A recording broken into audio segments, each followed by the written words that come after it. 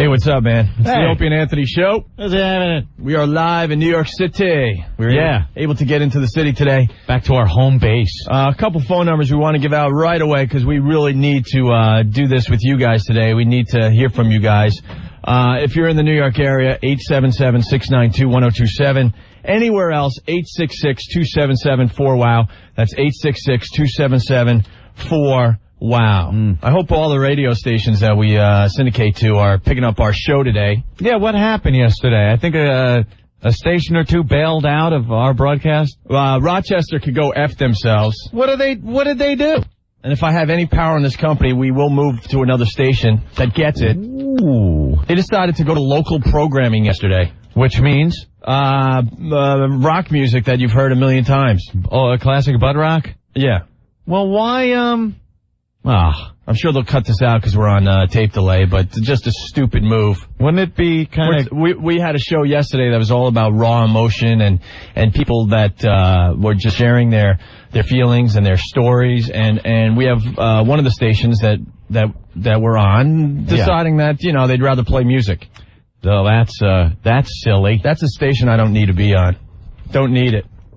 Anyway, yes, Ben. Also, I just got an email. Columbus didn't carry the show either yesterday. Why is that? Well, Columbus, they kind of had an excuse. They wanted to, they needed the satellite for some kind of AM news station or something. That's excuse. They were running news? Yeah, but all right. Just amazes me that Rochester would decide that music was more important than the show we put on yesterday. Yeah, we're talking to people that were involved in what went on here in New York. So I don't know.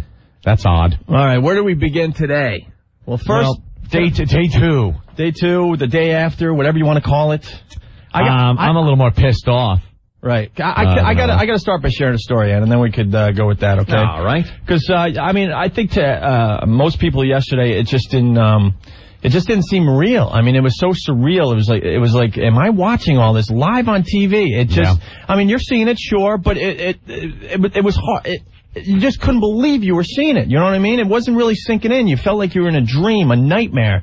Watching a movie, some people have said. You know what I mean? Yeah. It's like, am I really seeing people, falling out of these buildings, jumping to their death, people screaming? Horrible. Am I hearing the S word and the F word on national TV because they have, home video of new angles of the planes hitting the World Trade Center? I couldn't believe I was seeing it, right? So we did our show from the studios out there in Garden City at WLIR. I want to thank those guys for helping us out yesterday. We couldn't get in the city. They closed the city, Yeah. And so after the show, we walk out to our cars, and it was just, wasn't it creepy? There was just no one around. Yeah. The roads were dead. Very eerie. Very eerie. The sun, one of the nicest sunsets I've ever seen. Yeah. Through that cloud and stuff, it was just weird. Anyway. It was a beautiful day. So, the story I want to share, so I'm driving back home to, Huntington where I live, on Long Island, okay? Mm-hmm. And, because of this job and stuff, there are hundreds of times I'm driving home late from the city or a gig or just hanging out on Long Island. And I take the same route home. And I drive by, my local, train station. Yeah. Cold Spring Harbor, I go by and there's a light there. And I swear, just because of how the parking lot is set up and stuff, kind of on a hill and everything, you always look over and you always look at the parking lot for some reason. And usually you see a scattering of cars, maybe 10 or 12 people that decided to go in the city, stay over for whatever reason, okay? Yeah. Last night I'm with my brother Brett, and we're driving. And also we're at the light, and he nudges me and goes, look at the parking lot. Mm-hmm. Dude, when I tell you there were hundreds of cars in that parking lot. Yeah. And I'm thinking, and that's when the reality of this whole thing hit me. I'm like, holy S. Not every single one of these cars, but there are a lot of people that parked in the morning that are not coming back to their cars. Yeah. And that's when I completely lost it, and it all just started making sense, and it sunk in. Like, holy crap. Yeah. This really did happen. Yes, it did. As we watched a million times. Boy, the news. All right, I think we've all seen it. I don't think they have to just keep playing the clips over and over again, okay? Oh, they will. I mean, they'll play them forever. Enough. Please, and the people falling out of the building is just beyond even being able to deal with. I can't watch that on TV. I can't thumb through the newspaper and see it in the paper. Well, I personally pride myself on being a tough guy. You know what I mean? I was on the Long Island Railroad this morning, and every paper decided to run, one shot of the people falling. Mm-hmm. I freaking lost it on the train. Just lost it. It's like, guy, there's one, I don't know what paper, guy in a business suit, no shoes on, just plummeting to his death. There you go. Right in our paper. If you're hearing this in other cities, do yourself a favor and try to find the New York newspapers, because there are some eyewitness accounts in there that'll just blow your mind. Because, all of the mainstream media of New York was down on the scene by the time the second plane hit. Yeah. And some of the accounts are just unbelievable. People walking around the building, picking up business cards from this guy who worked in this company on the 90th floor of the World Trade Center. People found checks. Yeah, there's just personal stuff from people. Pictures. Strewn all over the place. Children's pictures that were on people's desks. Just amazing stuff in the paper today. Yeah, I was totally bummed last night. We were driving home from Long Island, trying to get into Brooklyn. That's west, trying to get toward the city, which major highways were just closed. So I had to take what amounts to secondary roads and side streets, about 20 miles or so, to get home last night. And I finally get home. It's 9 o'clock or something. I'm seeing the smoke and smelling the smoke from the World Trade Center, where it was. And it was so strange. I'm walking into my apartment. Beautiful night last night. It was nice and cool, one of those great nights. And it was dark, and I saw the lights across the river in Jersey and Staten Island. And then I'm thinking, I can't hear a thing, a little breeze. I'm thinking, Jesus Christ, like a mile or so away from me right now. Tops, a couple of miles. Havoc was going on. But it was fine there where I was. Yeah. Just a couple of miles away. Yeah. And then the reality, like you said, hits you, and you just, geez, this is so effed. And it was just like a curse, because I'm so pissed off. And it was just such a weird feeling. I fell asleep with the TV on. I'm like, there's no way I'm turning this crap off. So, I got my pillow, and I'm on my couch, and I passed out when I did. I had no clue. Woke up, it was still on. And I just had this feeling I just needed to be in New York today. Just needed to, because we felt so detached yesterday from everything. Yeah, it was kind of weird being on Long Island trying to talk about what's going on in the city when we're usually right here in the middle of Manhattan. Right. So I go to the Huntington train station today. And it was just the weirdest thing. I've taken the same train so many times, not even funny. A ton of people going, taking the train into the city on the 922 out of Huntington, on the platform. No one was smiling. Everyone's all pissed. I understand. No one was talking. They were moving around like zombies. No one would acknowledge anyone else. There were doctors all over the platform trying to get into the city. There were guys in army fatigues all over the place with dogs, going into the city with the dogs. Don't have to tell you what that's all about. And on the train, not a word. It was a packed train, not one word the whole ride in. Yeah. Everyone's pissed. And then, I walked the 23 blocks up to, where we broadcast, and it's just weird out there. Yeah, they beat us up real good. It's just weird. I was out front of the Empire State Building, and I just didn't, I have to admit it, I just felt like get away from this building. I swear, because, they had cornered off, they had cops all over, just kind of, because we're on tourist alert right now. Yeah, there's, I think it's the John F. Kennedy, the aircraft carrier. Yeah. That's, right here in the harbor. And fighter planes. It's all you hear. But it is a little alarming when you hear any jet engine over your head, here in New York City, because you just think about it.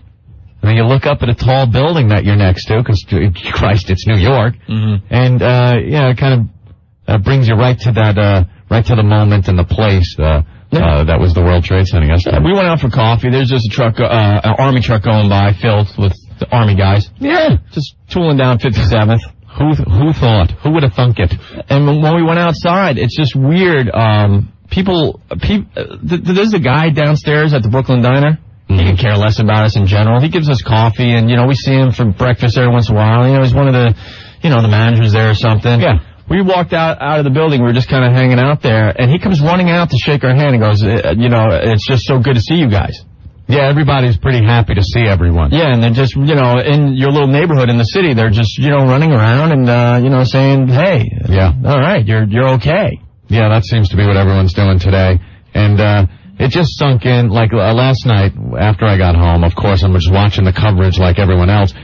And you're watching the same stuff. There really wasn't anything new happening. So it's just being bashed in your head the whole night. And I think everybody was doing this. You didn't want to peel yourself away from the television, even though it was the same stuff over and over again. And finally, we just said, screw it, let's go to bed. And that's when, you're just laying there, and you try to shut your eyes and go to sleep, and all I'm seeing is planes crashing into buildings, and the fireballs, and the different angles, and the people falling. And it made it really hard to fall asleep. I think I got to sleep at 3 and woke up at 7:30 this morning. Yeah. I had no sleep. And I just woke up again more pissed than I was yesterday about this whole thing. Were you happy with the president's speech last night? No. Could we wake up Reagan, please? Get rid of the Alzheimer's? Let's get someone with emotion.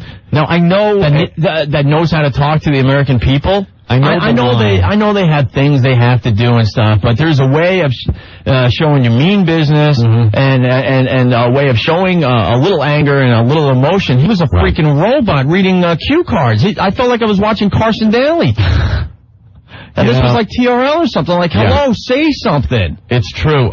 He said nothing. He said nothing last night. And watch him. And it's your typical politician making a speech. Now, I know the whole line. We stand behind the president, that whole deal. But you know something? I want to see, either from him or somebody, some anger. Be pissed off. It's okay. I don't want an eloquent speech written by a speechwriter about how we will overcome this and how America is brave and strong. We know that, okay? We're the Americans you're talking about.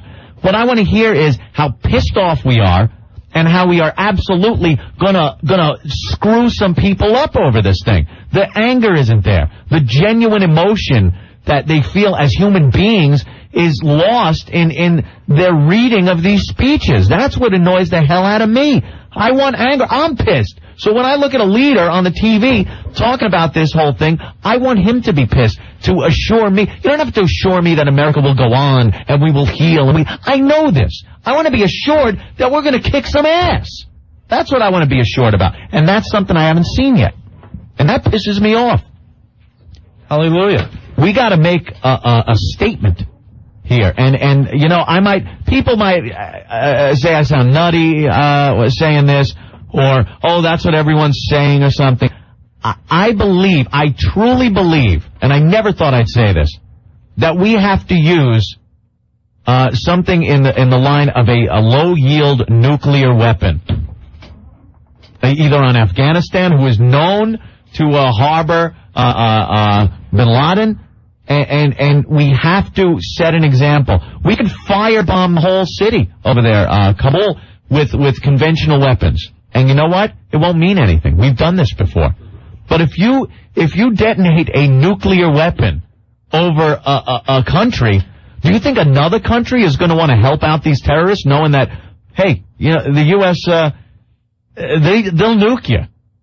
And I think we get away with it with the rest of the world seeing what we just went through. It's not like we all of a sudden be under an umbrella of nuclear weapons raining down on us. It can. I think this is the perfect time to use a horrible weapon to make these people think twice about doing something. I've already heard people on the radio saying, don't stoop to their level. No. Please. We will find them and bring them to justice. Diplomacy should be used to calm down the people that will be pissed after we use some kind of low-yield tactical nuclear weapon in a desert area of Afghanistan. It doesn't even have to kill anybody. Do you understand that? I'm not talking about even nuking the city. You drop it in the desert, just the statement it would make that we dropped a nuclear weapon on your country because you were involved with terrorists would make the ultimate statement that if you're a country that's going to back these people, this is the price you're going to pay. And I do believe a lot of countries would be pissed. Yeah, they'd have to come out and say, oh, my God, this is horrible that the United States would use a weapon like this. But that's when our diplomats go out and say, hey, you know something? Look at this videotape. Thousands of people right here dead. So you want to say this isn't justified? Right. Go screw. And that's where diplomacy can come in. But before that, we have to make a statement that is bigger and huger than anything we've ever done before. Bravo. Let's go to the phones. We need to do this with you guys today, so please give us a call with your stories, your what you're feeling, all that crap. You know the deal. Frank, what's going on? Fellas, what's happening? Hey. I got a couple stories, but before I do that, I just want to thank you guys for being on the air yesterday to add a little bit of reassurance and normalcy that, you know, things are going to get back to normal. Just hearing the news all day was eerie, but hearing you guys made it seem a little bit like it wasn't going to be that bad all the time. You know what I mean? Well, Opie, I understand what you're saying. I know you don't think you did anything, but I think a lot of listeners will agree that being able to hear perspective from guys like you that we kind of feel as you're our friends made us feel a little better. I know I'm sitting in my office not knowing how I'm getting home. We were put in a position yesterday that I have no desire to be in. Right. None whatsoever. I'm all about let's have some fun, let's get some chuckles out there, make you forget about your day at work. And we were thrown into a situation, and then, we did the best we could, and I appreciate that, Frank. You guys did a fantastic job. You know? Couple things I wanted to relate. I work in Midtown, and last night when the train started running, I finally knew I could get to my apartment uptown, and just walking in the streets in Midtown, normally rush hour, with nobody was eerie. Yeah. The weirdest thing. There's barely anyone outside our building right now. Yeah. And no one is smiling, no one is talking. It is just a weird scene. And what Ant said, I was sitting there last night in my apartment hearing F-15s flying over. It's how weird is that when you just hear the scream of, and you could tell the difference between a fighter engine than a passenger jet engine.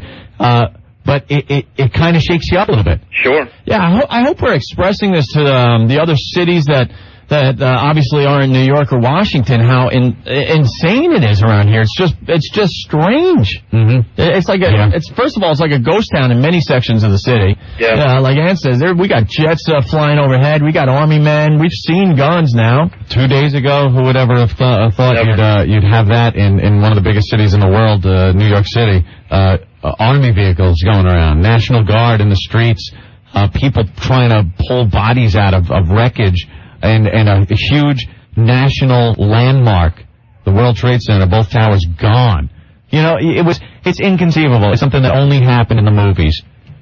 And dealing with it is just, I get more pissed every time I watch those clips.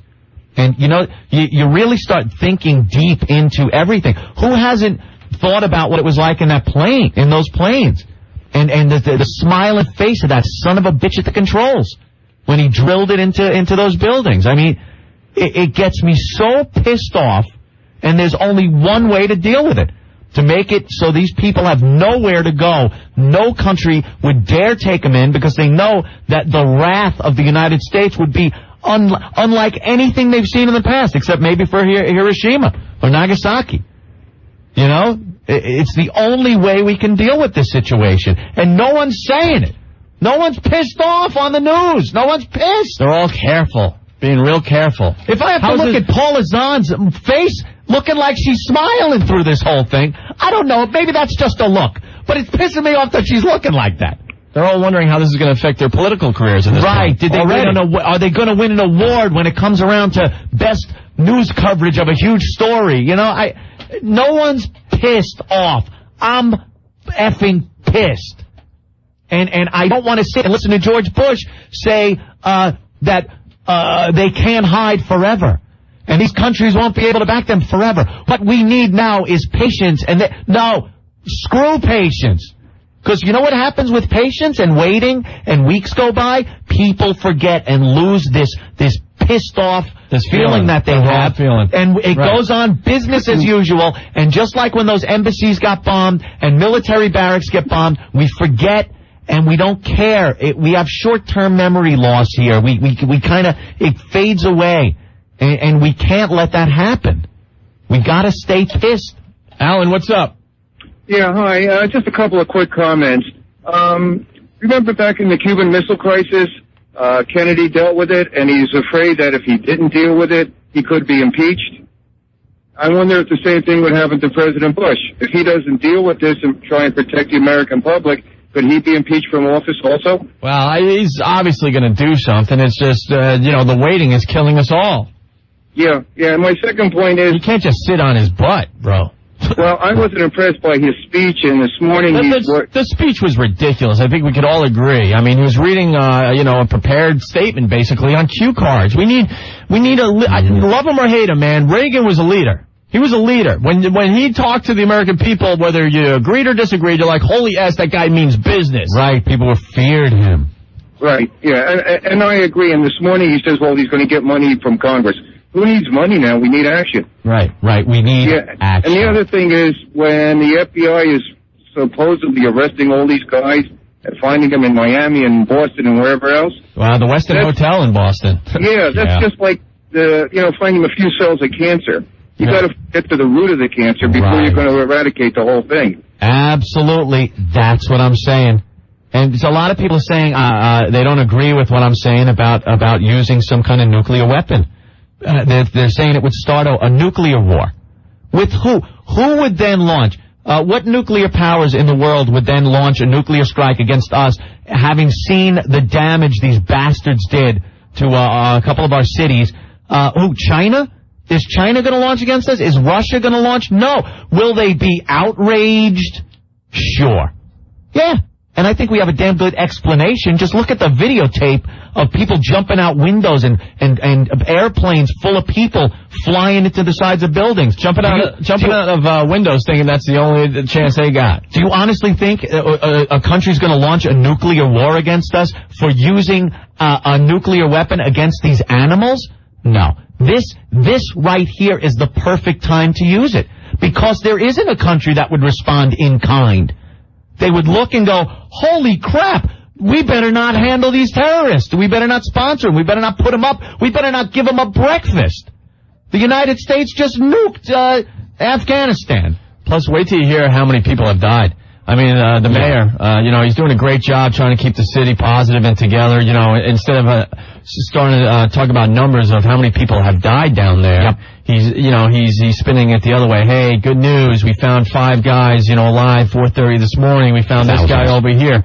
They're starting to say 10 to 15,000. They're saying thousands, dead here in this. More than has been killed in terrorist acts between Palestine and Israel in years. JD, this is huge. Hey, what's up? Hold on. I was talking to one of the sales guys. I don't think he wants to come on the air. Mm-hmm. And a lot of the people that worked at the World Trade Center, they lived in Hoboken. Yeah. They said half that neighborhood could be gone because so many people lived there because it was an easy commute. Really? Right. And they're saying that, there are just, that area is completely devastated. They don't know where their neighbors are. Whole, firms that worked in those office buildings. There were firms that employed, 3,500 people a clip that just don't know where any of the people that worked in those firms are. They just disappeared. And we're supposed to sit back and be patient and wait and not be angry and show some spirit. They can't hide forever. What are we going to play hide and seek with them? Yeah. Still with you guys? Hey JD, what's up? What's up, man? Not too much, guys.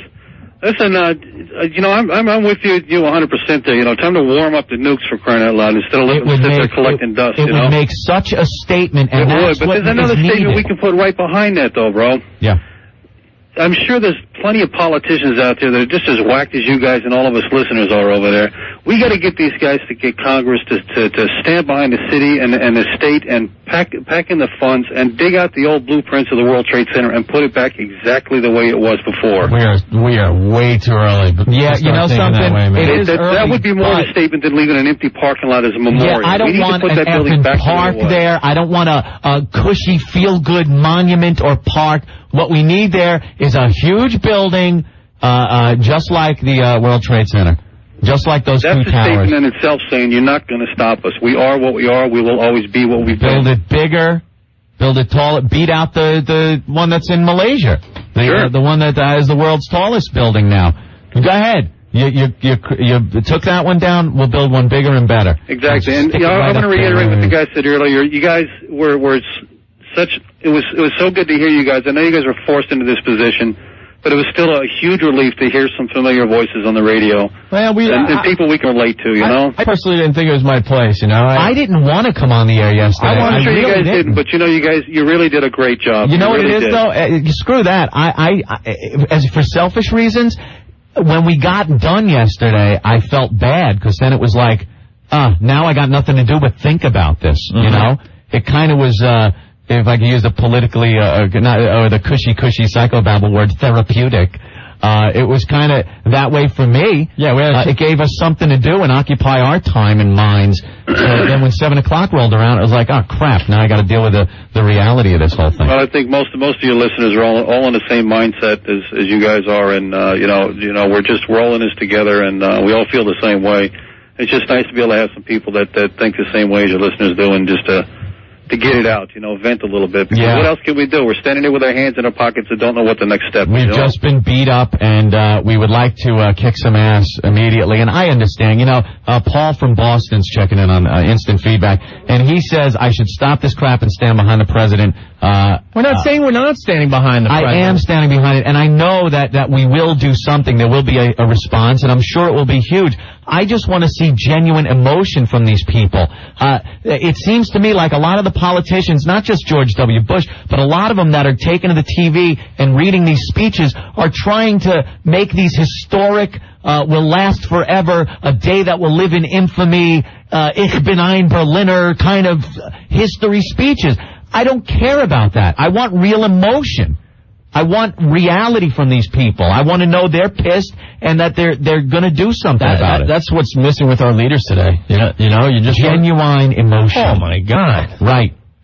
Pat, what's up? Yeah, how you guys doing? All right. I've been listening to you guys maybe since like team week last year. Surprised yesterday you guys thought your composure so good. And that was pretty good of you guys. But I'm a freshman in college. I listened to you guys all day yesterday, and you guys were angry and everything. I was just sick just sitting there, but this morning I turned on CNN, man. I was like, get those hydrogen bombs up and throw them over there. Yeah. All right, Pat, thank you. Yeah, I see everyone's just pissed. Let's go to Jamie. Jamie! Yeah, what's up, guys? Hey, buddy. Hey, I just wanted to, sorry, a little nervous. Little sickened about everything also. I bet. I'm a volunteer fireman over here on Long Island. Yeah.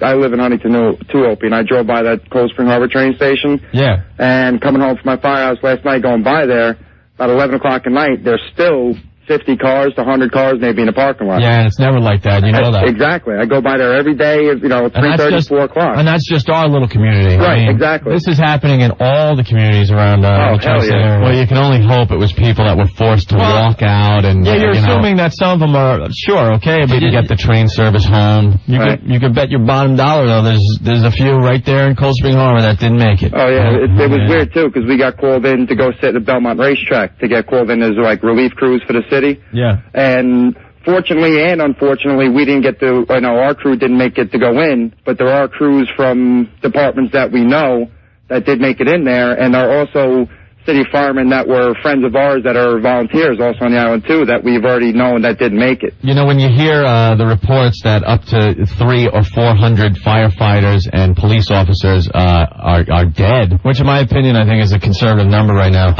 We've been hearing reports of, I won't give numbers because it's just what we were hearing, but there's a heck of a lot more than 300 or 400 tags that are still not accounted for. You can't even imagine something like that. I mean, the outpouring of emotion for the 3 firefighters that were killed recently was unbelievable. The funerals for them, could you imagine that times 100? Right. We were at one of those funerals for one of those guys, the one from Hempstead. How do you even deal with something like that? 300 or 400 or more funerals for these people. I mean, it's something you can't even imagine or know how they would deal with or even carry out. The chief of the department was standing next to command post. The chief and I think 2 or 3 of his assistants. Yeah. And we've been listening. We also have a scanner in my garage at work, and I got it in my car. And we're listening to Manhattan Central Communications. And they're going over the air with the announcements of the deputy chiefs and the chiefs saying that they were killed on 9/11, the box number and everything else. and you're sitting in your car listening to it, and you're like, you know, it's hitting you. You're seeing all these cars to the train station. You're listening to it on the radio, on the scanner and stuff. And we're standing there in Belmont Racetrack just watching the smoke come over the horizon. And, you know, listening to the scanners in Belmont Racetrack, it's just, you can't imagine. You know, everybody's sitting there watching on TV, and we were, you know, say a step closer, listening to it on the scanners, hearing, you were listening on the scanner yesterday, they had a captain talking underneath the rubble with 5 of his guys, or 4 or 5 of his guys. Talking, saying he's trapped, and they couldn't get to him. It's just despicable. And these guys, I mean, against everything your instincts tell you, they run into a building that any normal human would just flee from. And these guys, you know, one mission to get in there and help people and get them out. And their lives were taken doing that by these animals. Yep. You can only imagine. We've had some little fires in this building. You know, maybe the kitchen at one of the restaurants downstairs, smoke in the elevator shaft. Maybe when we were cooking rat. No. But I mean, just for a small situation like that, it's amazing how many firemen are in a building. They were doing triage in the stairways, and I mean, people that were burnt. No one knew that first building especially was coming down, and their job, the heroes that they are to go in there and help these people get out and try to fight that fire that was way up in the 80s. And it's just, I cannot imagine how we have to deal with hundreds of these guys, these firefighters and cops, hundreds of them dying. I don't know how we're going to deal with that. I don't know if you heard stories. I'll make this the last thing. I'll let you guys go on. There was a guy who was on the 80th floor of Tower 2, and when the fire broke out, when the first plane hit, they started evacuating. They got down to the 50th floor, and the PA system was saying, there's a fire in Tower 1. It's the firemen are there trying to get under control. You can resume your normal duties. Yeah, we've heard that on the news. So people were starting to go back up, and there's one guy was saying, screw this, I'm going out. Yep. And then the plane crashed right into the same floor that he was on. Yep, made the right decision. Yeah, you tell me. All right, Jamie, thank you. Thanks, guys. Bye. Bye. Let's go to Keith the cop, a very good friend of the show. Keith. Hey, what's going on, fellas? How are you? Hey, bro. Let me tell you, the pictures and the news, it pales in comparison to seeing it in person. Yeah, well, that's something I really don't need in my nightmares for the rest of my life. I don't know how you guys are even doing it. You know, I mean, to go down there last night and the darkness and just, it's unbelievable, man. I mean, the cars just piled on top of each other that blew up and just shells of cars, and to see the buildings just do it. Yeah. It's unbelievable. I mean, and now we're here and we're starting to deal with, the loss, and to thinking of the people that, you worked with, and to try and go on and do what we do, Yeah.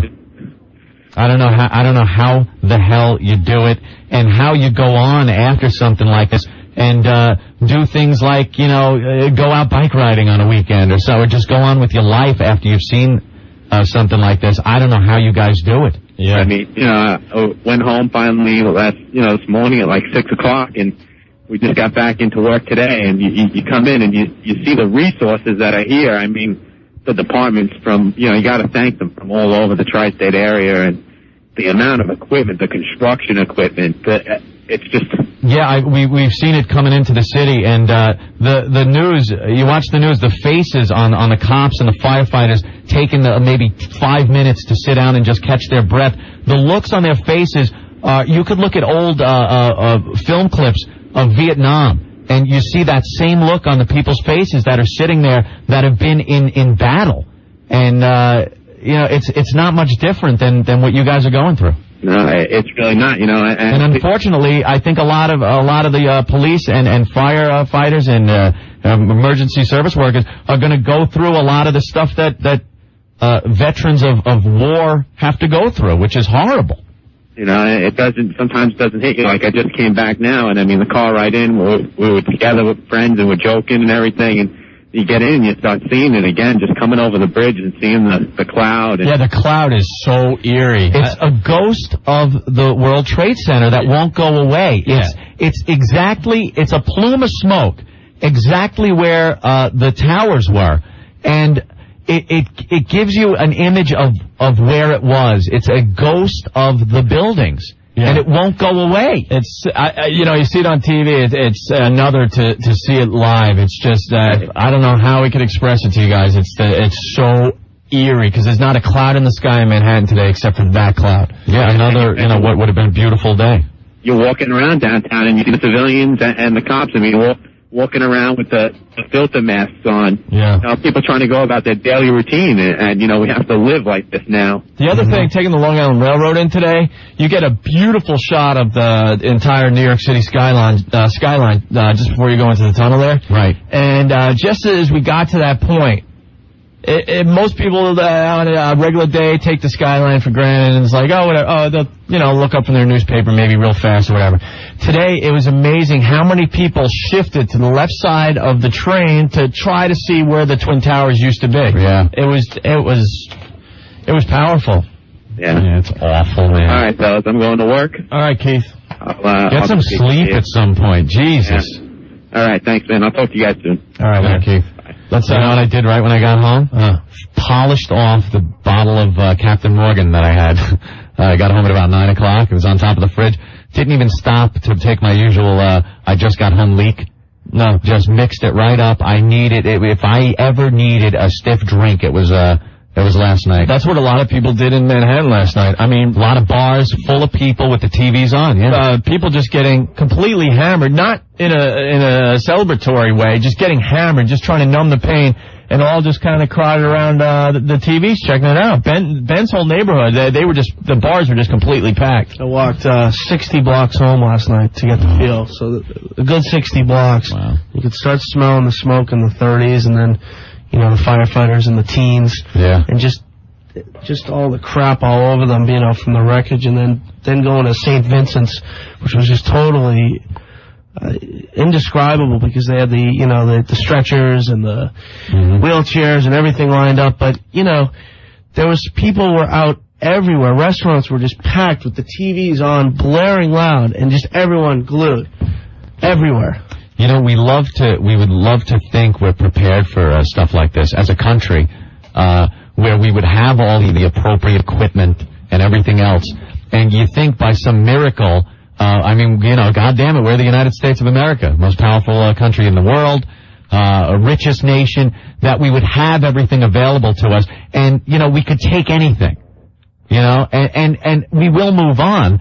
But when you look at people using office chairs as stretchers and pickup trucks being used as ambulance, you realize, it doesn't even come down to the fact that we're the USA and we're rich and powerful. It's all just the people making do with what they got, just like any other people in that situation would do, You like to think some miracle is going to happen and we're going to have these stretch ambulance show up or something, but it's just not that way, and a lot of people didn't realize this until yesterday. Rob, New York City cop, what's up?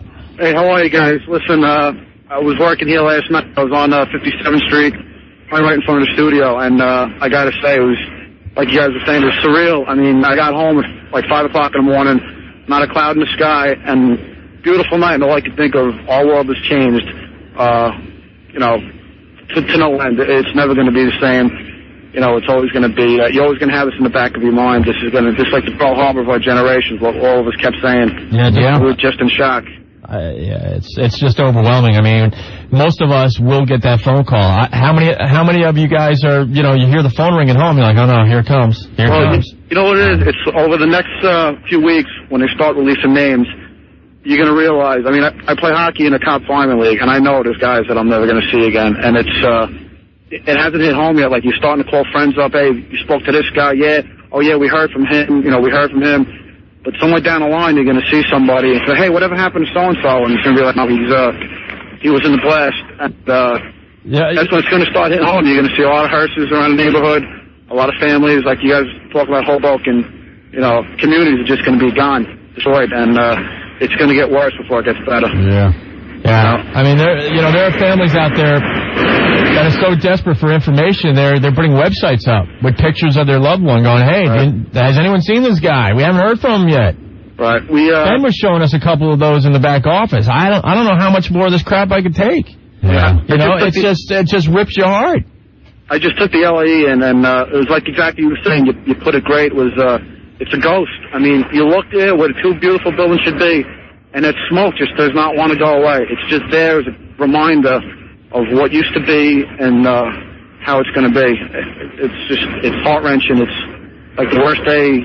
This has got to be the worst day of my life. Yeah, and part of you is thinking, that didn't really happen. When the smoke clears, the tower's going to be there. It's behind the smoke. Yeah, it's right there. We just can't see it yet. I was saying yesterday, it was like when the Challenger exploded. You didn't want to believe that it had exploded and everyone in there had died. You wanted to think that something was going to save them. All right, Rob, we're going to let you go. You're breaking up a little bit, okay? All right, guys. Thank you, and God bless everyone. Goodbye. We're going to move on to Marty, who's friends with Billy Mack, a friend of the radio show. He's a New York City detective. Marty, what's up? Hey, how you doing, guys? What's happening today? Hey. All right. I was down there last night. What could you say? A lot of devastation. Yeah. Something I've never seen before in the years that I've been on this job. And I hopefully never have to see it again. Yeah, well, I'm sick of the mainstream media going, asking people down there, so how do you prepare for something like this? They don't teach classes in this. You don't prepare. Shut up with the stupid questions. Yeah, they're at the point now on the network newscasts and whatnot that they're just starting to ask the real inane, asinine questions like, how do you prepare for this? Oh, there's a class we take in horror. There's no really class you take. I mean, you just hope for the best, and you hope you're ready for when these things happen.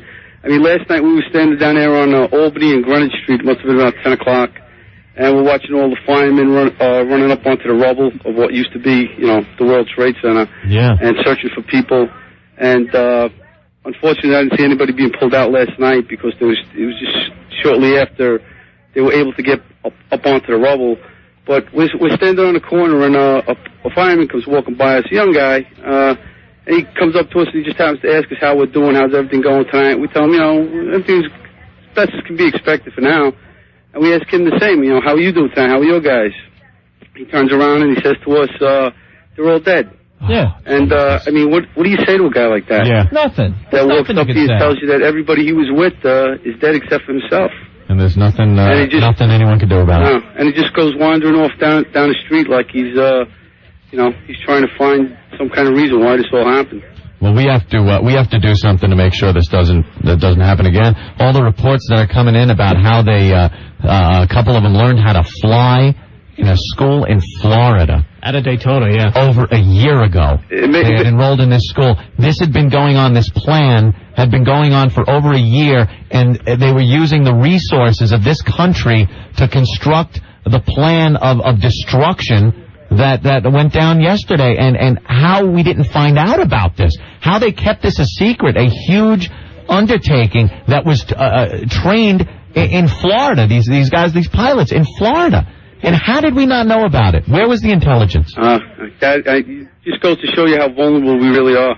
Yeah, you can't predict when it's going to happen. Hey, Ant said it best yesterday. I think he was one of the first guys to say it about the Pentagon. We all grew up thinking that if there was any threat to the Pentagon or any building in Washington, the grounds would open up with this just amazing, force. Artillery, and they would take it out, and nobody could ever get there. Right. There's lasers in there, You always hear the urban legends about how the Pentagon and the White House and the Capitol all have these defense systems built in that nothing could penetrate it. But you know something? They could have picked any one of those buildings and devastated any of them. We are a lot. We're kind of more vulnerable than we thought. This is true. I tell you, but I'm proud to be a New Yorker, and I'm proud to be a New York City detective. The things I saw last night from people, civilians walking around, doctors who came there on their own time, just walking through the crowds of people to try to help people. Yeah. People bringing us water and offering us things. Deli owners opening up the stores and saying, listen, guys, if you're hungry, please come and grab something to eat. Yeah, the city has turned into, I think I heard on Don and Mike, the city has really turned into a a small town. I mean, it's amazing. You could walk by the same shops every day and never talk to anyone. And today, people are coming out of their shops and seeing what they could do. And it's nice to see that. You know? It's nice to see it. It's a typical New York story. Everybody pulling together as one. You know what, though? I really can't wait till we get to the point where we hate each other again, because then we'll be back to normal. Then we'll know there's normalcy back in this city again when we can just turn around and hate each other. Then we know we can move on with our radio show. Move on. That's it. All right, gentlemen. Have a nice day. All right, man. Cool. Speaking of that, like the hatred, and I was at a gas station filling up on my way in, and there was a guy, obviously Middle Eastern guy, that was working at this gas station, and very nervous. And I'd seen him in the past. I gas up there. Very nervous. And when I paid him, I asked him what the credit card swipe through on the pumps isn't working, and with a very put-on American accent, he said, "No, that is broken." Like he was trying not to have an accent. Middle Eastern or whatever. And I had heard him talk before. You know, he was putting this on, and he was genuinely scared. I passed by some cab drivers that, wear turbans. I could see their hair had, like, from wearing turbans for years, they had turban head. And the big beard and whatnot, but, they were not wearing their turbans today. And just really stopping at lights and eyeing around, because there have been reports that people have started assaulting people of Middle Eastern descent. Well, what do you think of what's going on in Patterson, New Jersey, in the Arabic community? People celebrating over there. In our country, despicable, disgusting people. How do you not go over there and crush some skulls? They're over here. If they're so happy, I would love to see those same people go down to the World Trade Center area and celebrate down there. Yeah. Let's see how brave they really are. They enjoy the fruits of this country and then spit in everyone's face by celebrate. How do you celebrate something like that? Awful people. Just despicable. But what comes around will truly go around, and I can only hope that this government and the military really do what's necessary to just nip this in the bud right now. All right. Irene, what's up? Hi guys, what's up? Hey.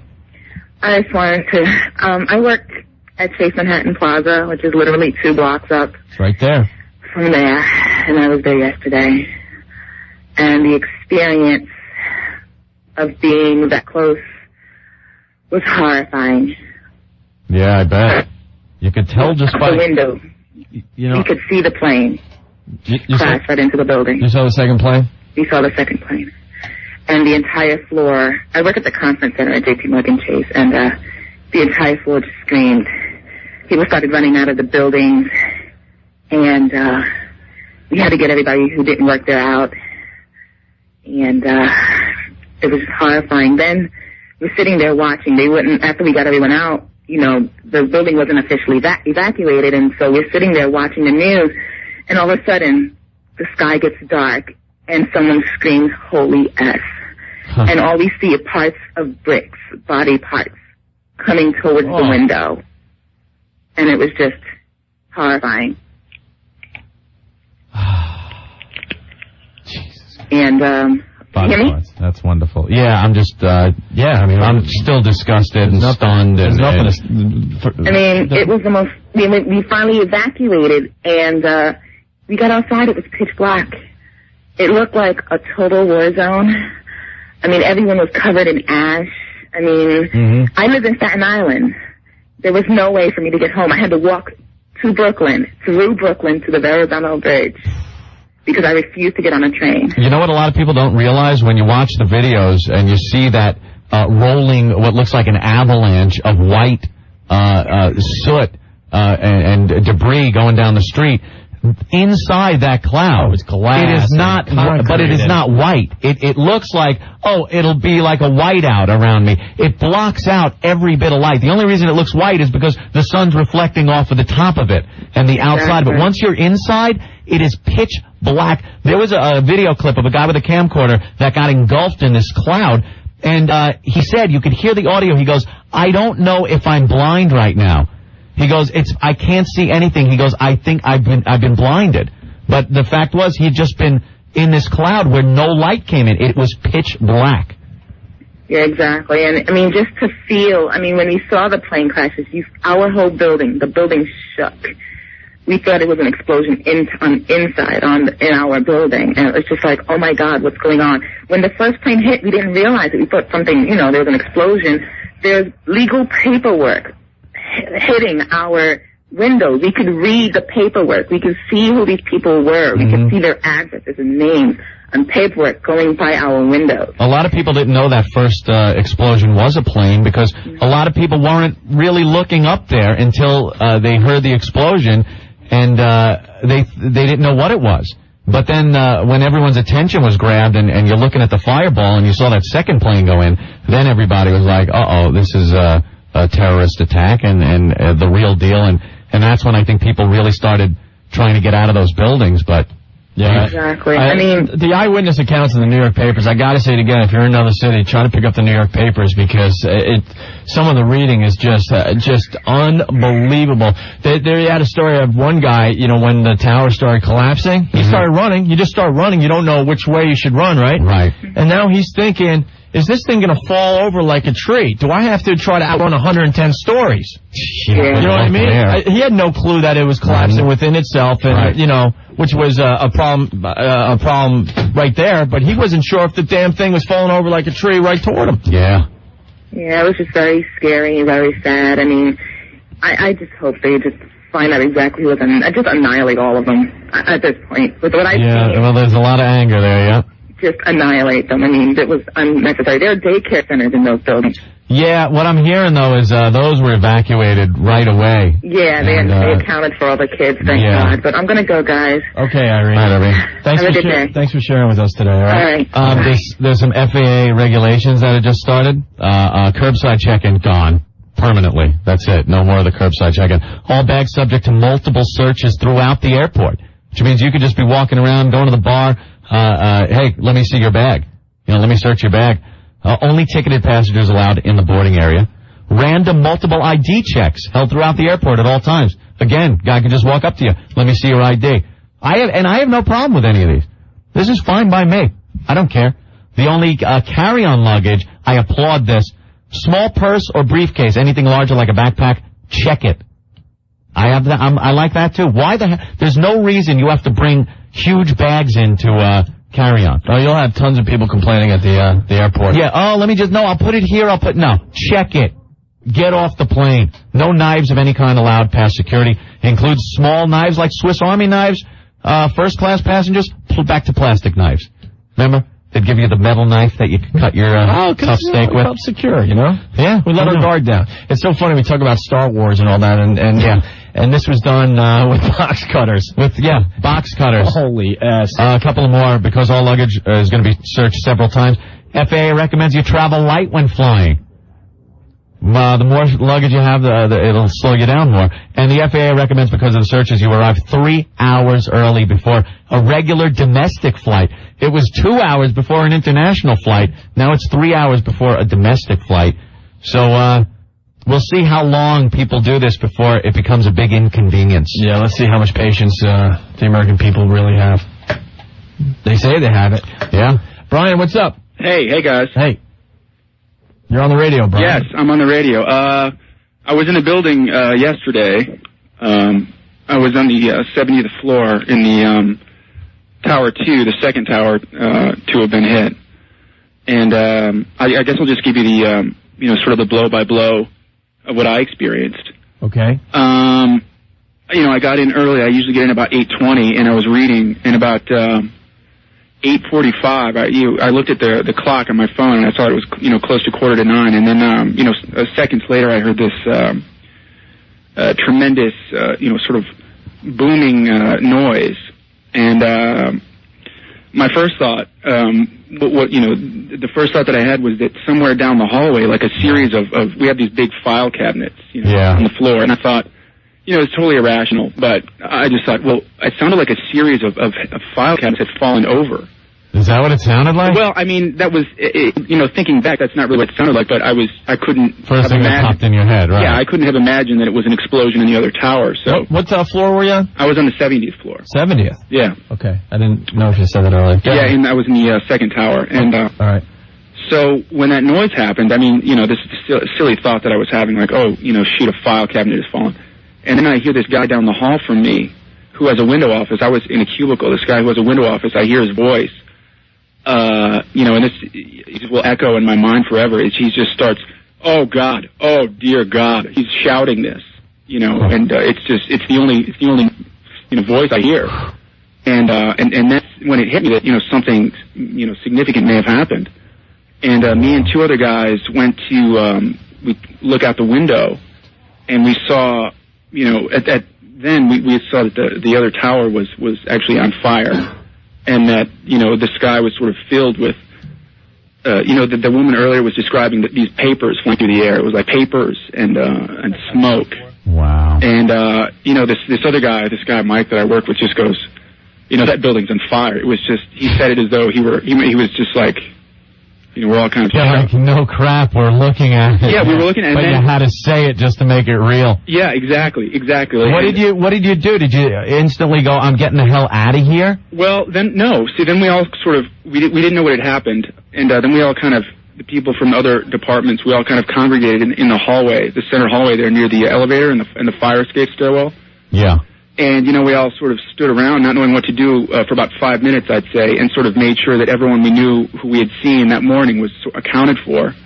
And then we at that point entered the stairwell, you know, and we just began walking. I mean, this narrow fire escape stairwell was just, you know, it's thousands of people. Right. We just opened the door. We opened the door, and instantly we just saw a cavalcade, you know, a cascade of human bodies. And that's when you decided you were just getting out of there. Yeah. And then how long after you left the door did the building come down? After I left when I got out on the ground. Yeah. I'd maybe 10 minutes. 10 minutes. And were there still a lot of people behind you, or a lot of people trying to get out? I guess I assumed that there had to have been, because you know, you would look up and just see bodies, and look down and just see bodies in the stairwell.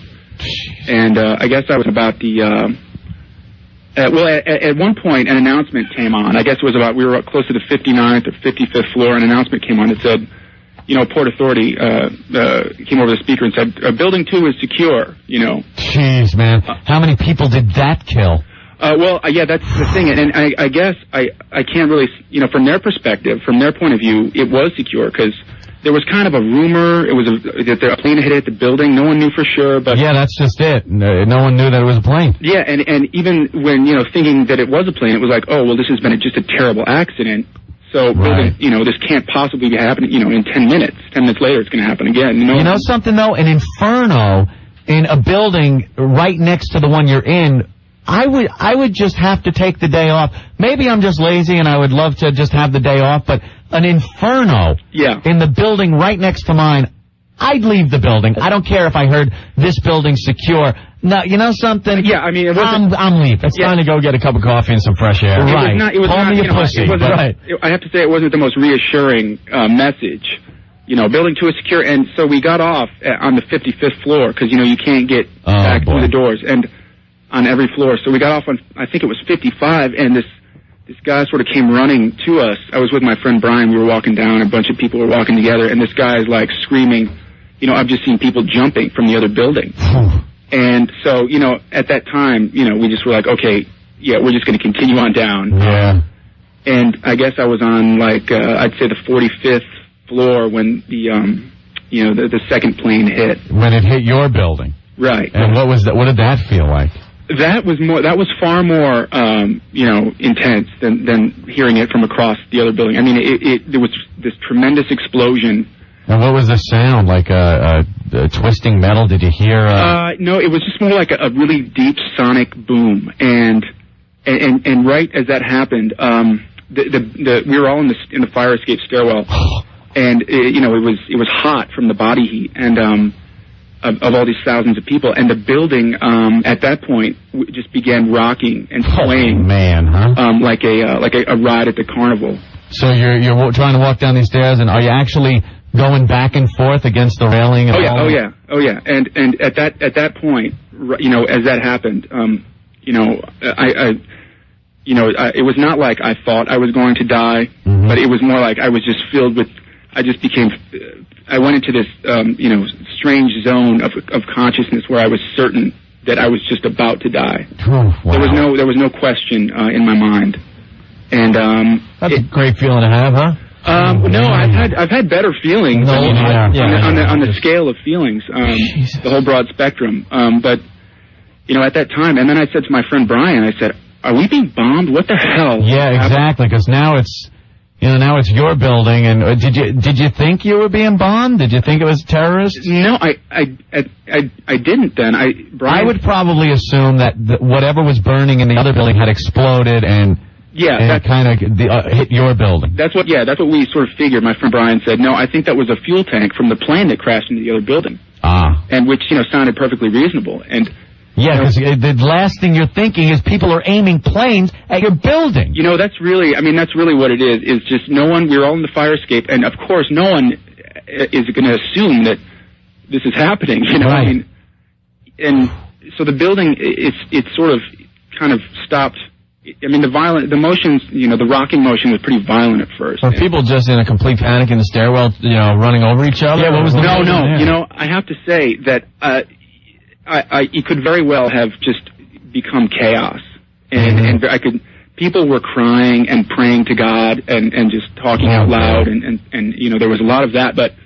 How about talk and pray outside? Shake your ass down those stairs. But we could only move so quickly, and at that's times, because people are crying and praying. Move. Yeah, right. Oh my God, I'd be one of those guys pushing people out of the way. Let me out of here. I know, but I couldn't take that. There was none of that, and I'm just amazed. We were, and at times there would be it would become so congested that we couldn't go any further, and people above would start screaming, move! Yeah, I get pissed on the line when, hey, the trailers are starting in the movie theater, and somebody's taking too long to get in. Yeah. That pisses me off. Never mind a life or death situation. Yeah. Oh, wow. And so, and then we just started counting the floors. It's like 32. Oh, my God, and you don't know what's, now, did the building do anything else on your way down that led you to believe that it might actually collapse? No.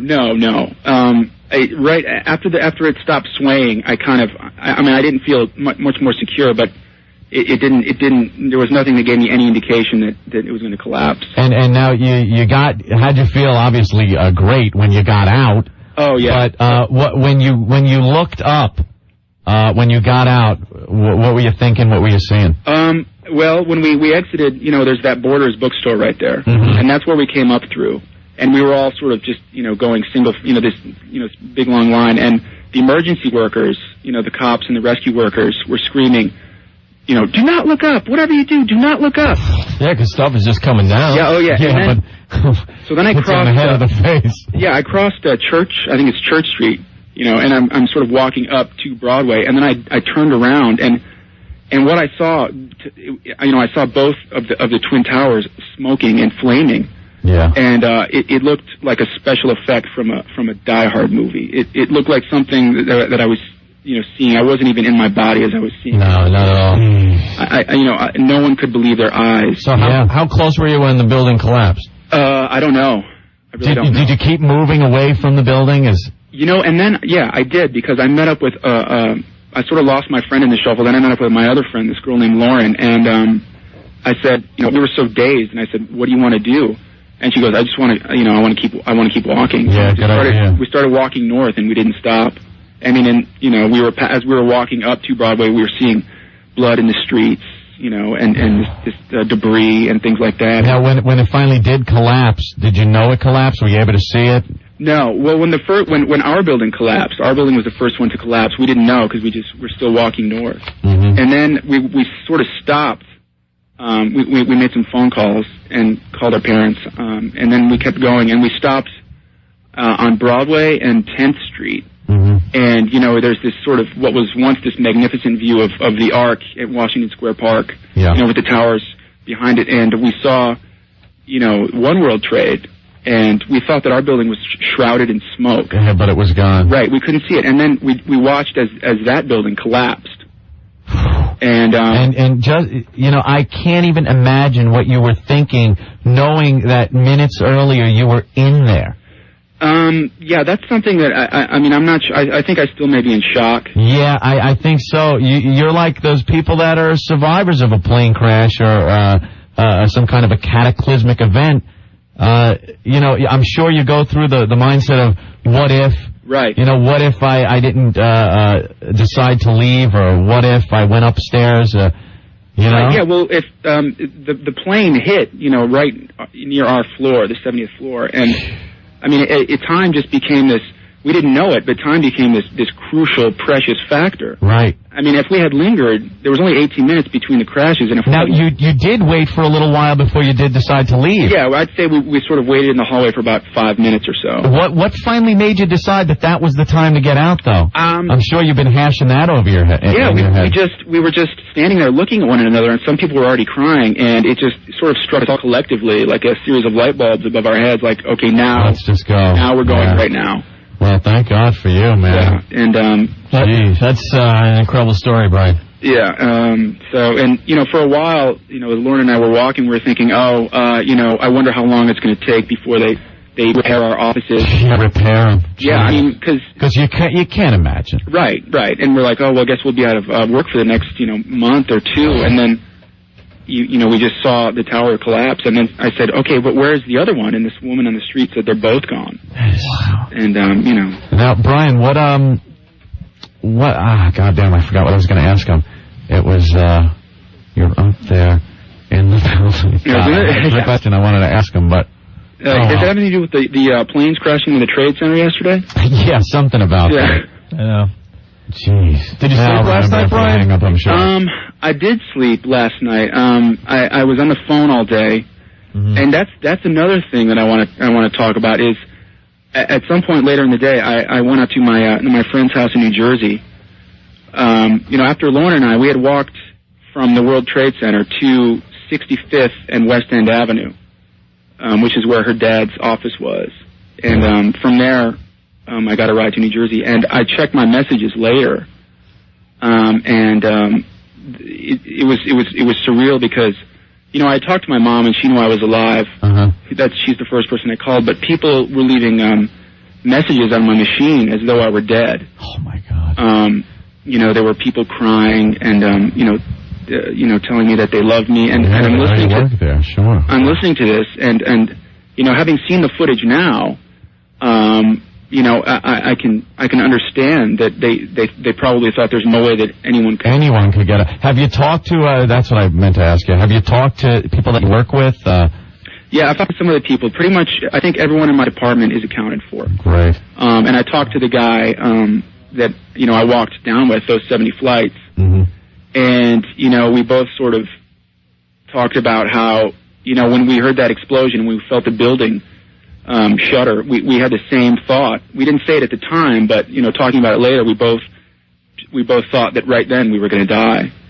And it was good to talk to him, and I've talked to some other people, and I guess that's all you can do for a long time is just kind of talk about it and try and process it, because I'm still not sure that I really even understand the enormity. Yeah. Of you know, of what happened, and in my life and on the lives of everyone who was there and everyone in the city. And I just want to say also that you know the people who were escorting us out of the building. I mean, those people. I mean, they're heroes. They were just reacting in such a. They were so effective and efficient and. You know, it was just, I can't praise them. Yeah, like I said earlier, these are people that are doing things that go against every instinct you have for survival. Yeah, exactly. It's human, and they put themselves in that situation, and it's so upsetting that this scum of the earth can do stuff that just wipes their lives out like that. Somebody like you that was directly affected by this, how do you feel about the people that did it? And what kind of response would you like to see? I know it's early, like you said, you're still processing what happened to you, but how do you feel about this, and what would you like to see? I mean, I really have been thinking about that because I've been watching these politicians, you know, on television, and I really would like to see some kind of swift, you know, decisive action. And I've never really been someone like that. You know, it wasn't. Like during Desert Storm, I had a yellow ribbon on my car antenna. I mean, you know, I'm a patriotic person, but it's never been like, but I do feel a kind of fervor about this. I mean, I'm incensed that, I mean, I just wonder what kind of psychotic, crazed person would just fly an airplane. Is it more personal because you were affected directly, or is it something that you just want to see taken care of once and for all?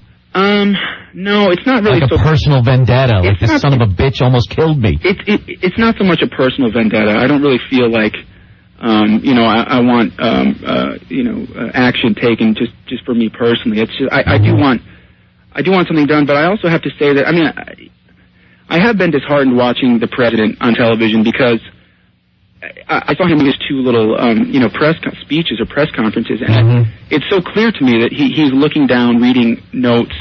Yeah, I want some prepared speech. Yeah, and some genuine human pissed offedness. This is a time to speak from the heart. Yeah, the cue cards and your speech writers, talk to us. Yes, that's exactly right. I've seen other people like Colin Powell and Giuliani. They've been great. They've been talking, but I don't get the sense.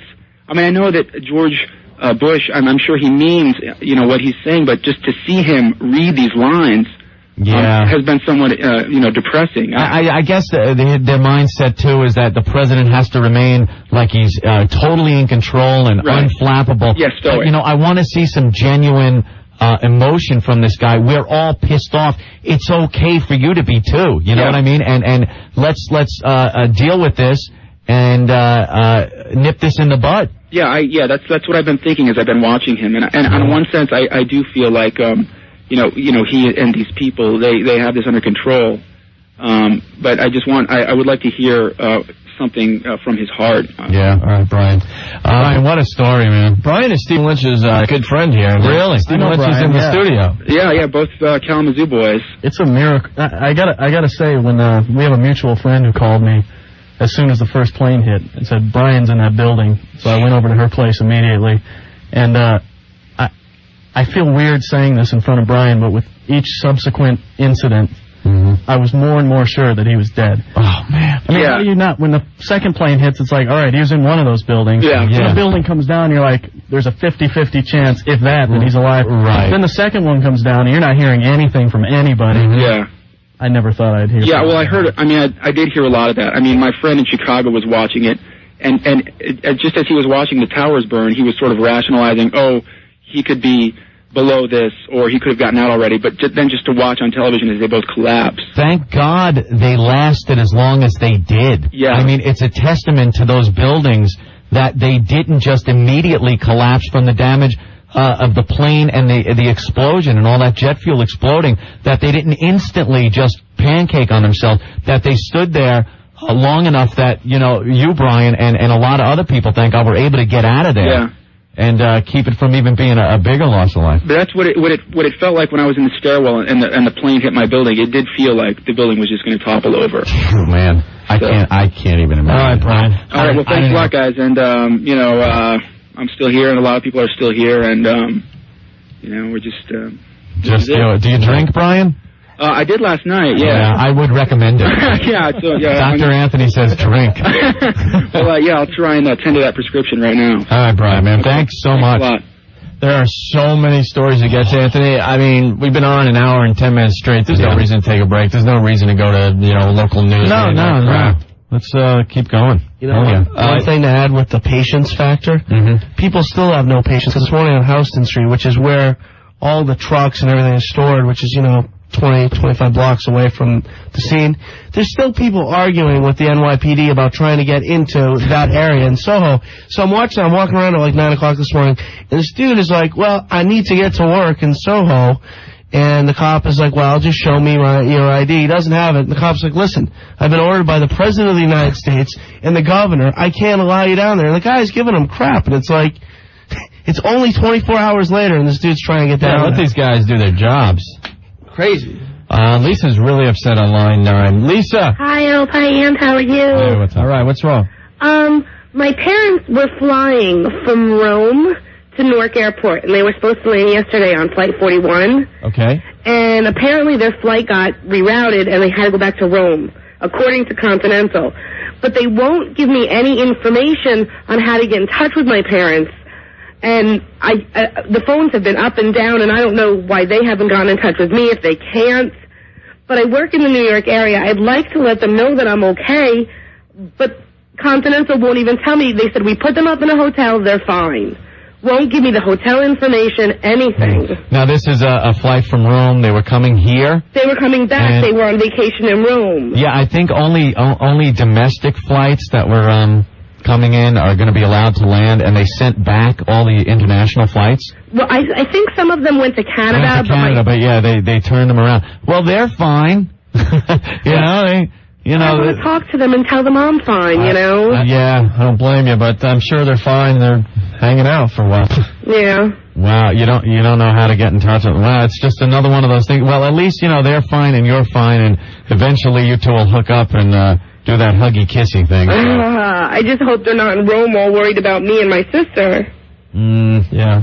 Wow, that's... I don't know what to say. I know, there's nothing to do but wait. You guys don't have any powers over Continental, do you? No. Okay. If something happens, we'll announce it on the radio. That's the best I can tell you, but... you know what you do? Hold a huge party at their house because they can't be pissed off at you when they get home. Right. Right? Well, if someone from Continental knows and they can call you and tell you, and I'll keep listening. Okay. If anyone I understand all the people from Rome are put in one hotel. They just can't give me the name of the hotel, please.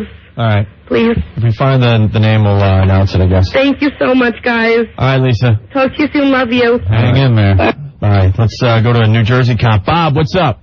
Hey, how's it going on, Ed? Hey, what's happening? I don't know. This is just so crazy, man. Yeah. You been working late? Actually just got out of work, but I've been on desk duty, and it's weird. Just you see the news, all the news footage, but at the same time, you see all the teletypes coming in for missing persons all over the state. For people who are over there. Place last seen, World Trade Center. And it's just, I can't describe it. The numbers when they finally come out are going to be just ridiculous. Just ridiculous. Yeah. Well, it's time to do something.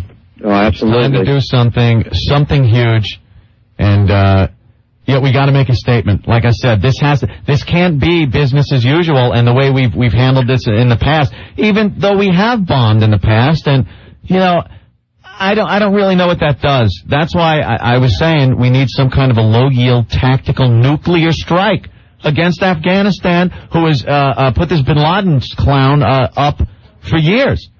And it would teach other countries that if they harbor these people and support them, that, oh my God, we might get nuked. Who's going to take the next guy if they think that might happen? It's got to be such a huge response that no one would want to support these people. Agreed. All right, Bob, thank you. All right, take care, guys. Get this, Palestinian President Yasser Arafat donated blood Wednesday for victims of the terror attacks in New York and Washington. Yasser, don't worry about donating blood. We'll take enough of yours when the time comes. How's he donating blood? That is an effort to fend off an attack that he knows is imminent. Clown. John from the New York City Fire Department. John. How you doing, guys? No answer to that. Hello? Yeah, what's up, John? How you doing? Yeah. What do you got?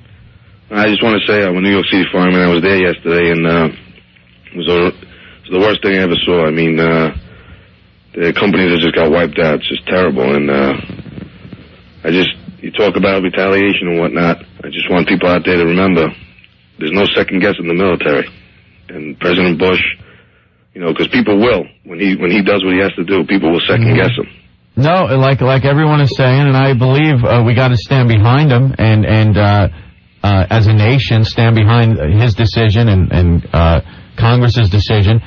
But I just would like to see a little more human emotion and anger out of some of these politicians. The way we're all feeling, I know they feel the same way. I don't want them blurting out speeches that they hope make the history books in 50 years. You're right. I want real emotion. Some of the other world leaders are giving really, moving sentiments on TV. You watch any BBC, Tony Blair talking about how this wasn't an American problem. Haven't they always been great with those fantastic, speeches? Man. Yeah. It really moved you, Right from Winston Churchill. Those were speeches. Right. And When it seems like they're trying a little too hard to make the history books, it kind of upsets me. I would rather just have basic human emotion in this situation and let us know how you feel and what we're going to do about it. And not in some pseudo-eloquent way. You know, in plain English, let us know that in due time we will kick some major ass because of this. No, you guys are right. You're 100% right about that. But my worry is that in a couple of years, 3-4 years, people forget, and then when the military does their thing, and every once in a while, you always get the people second guessing them. Mm-hmm. Oh, maybe they got carried away. That isn't right. Well, we have to protect our country. That's number one. We could argue about little things all we want amongst each other. Yeah. But we have to keep our country safe. And what I saw yesterday, I mean, it's insane that this went on, and we can't ever let that happen again. We never thought anything like this would happen, and it did. And you know something? You could sit around and think maybe stuff like biological warfare will never happen. We never thought that would, I hear about it. But that's that science fiction stuff. You know, that only happens in movies and books and stuff. But you know something? If we don't deal with this now hard, that is a possibility that we're going to have to deal with. And to tell you the truth, I sure don't want to deal with the likes of stuff like that. No. Because that's a lot worse than what we even saw yesterday. I didn't want to get into that because a lot of people, like the fire department, they train on that all the time. Mm-hmm. And what can really be done, I don't think the average person really has any idea what could really happen. Well, again, we like to think that things are in place to protect us from stuff like that.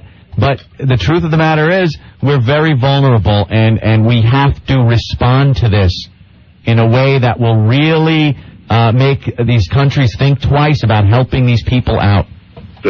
You're 100% right, and we will respond. I know that. And we have to get harder and tighter with our security in this country without worrying about pissing special interest groups off and ethnic groups. We have to understand if Arab people are carrying out terrorist acts like this, we cannot be afraid to offend Arab groups when we give them a little more scrutiny when they're learning how to fly airplanes in Florida and when they're coming across the country's borders from Canada and whatnot. We can't worry about an Arab group getting pissed off that we're holding them under a closer magnifying glass. You're 100% right once again. It's our asses, man. Of course.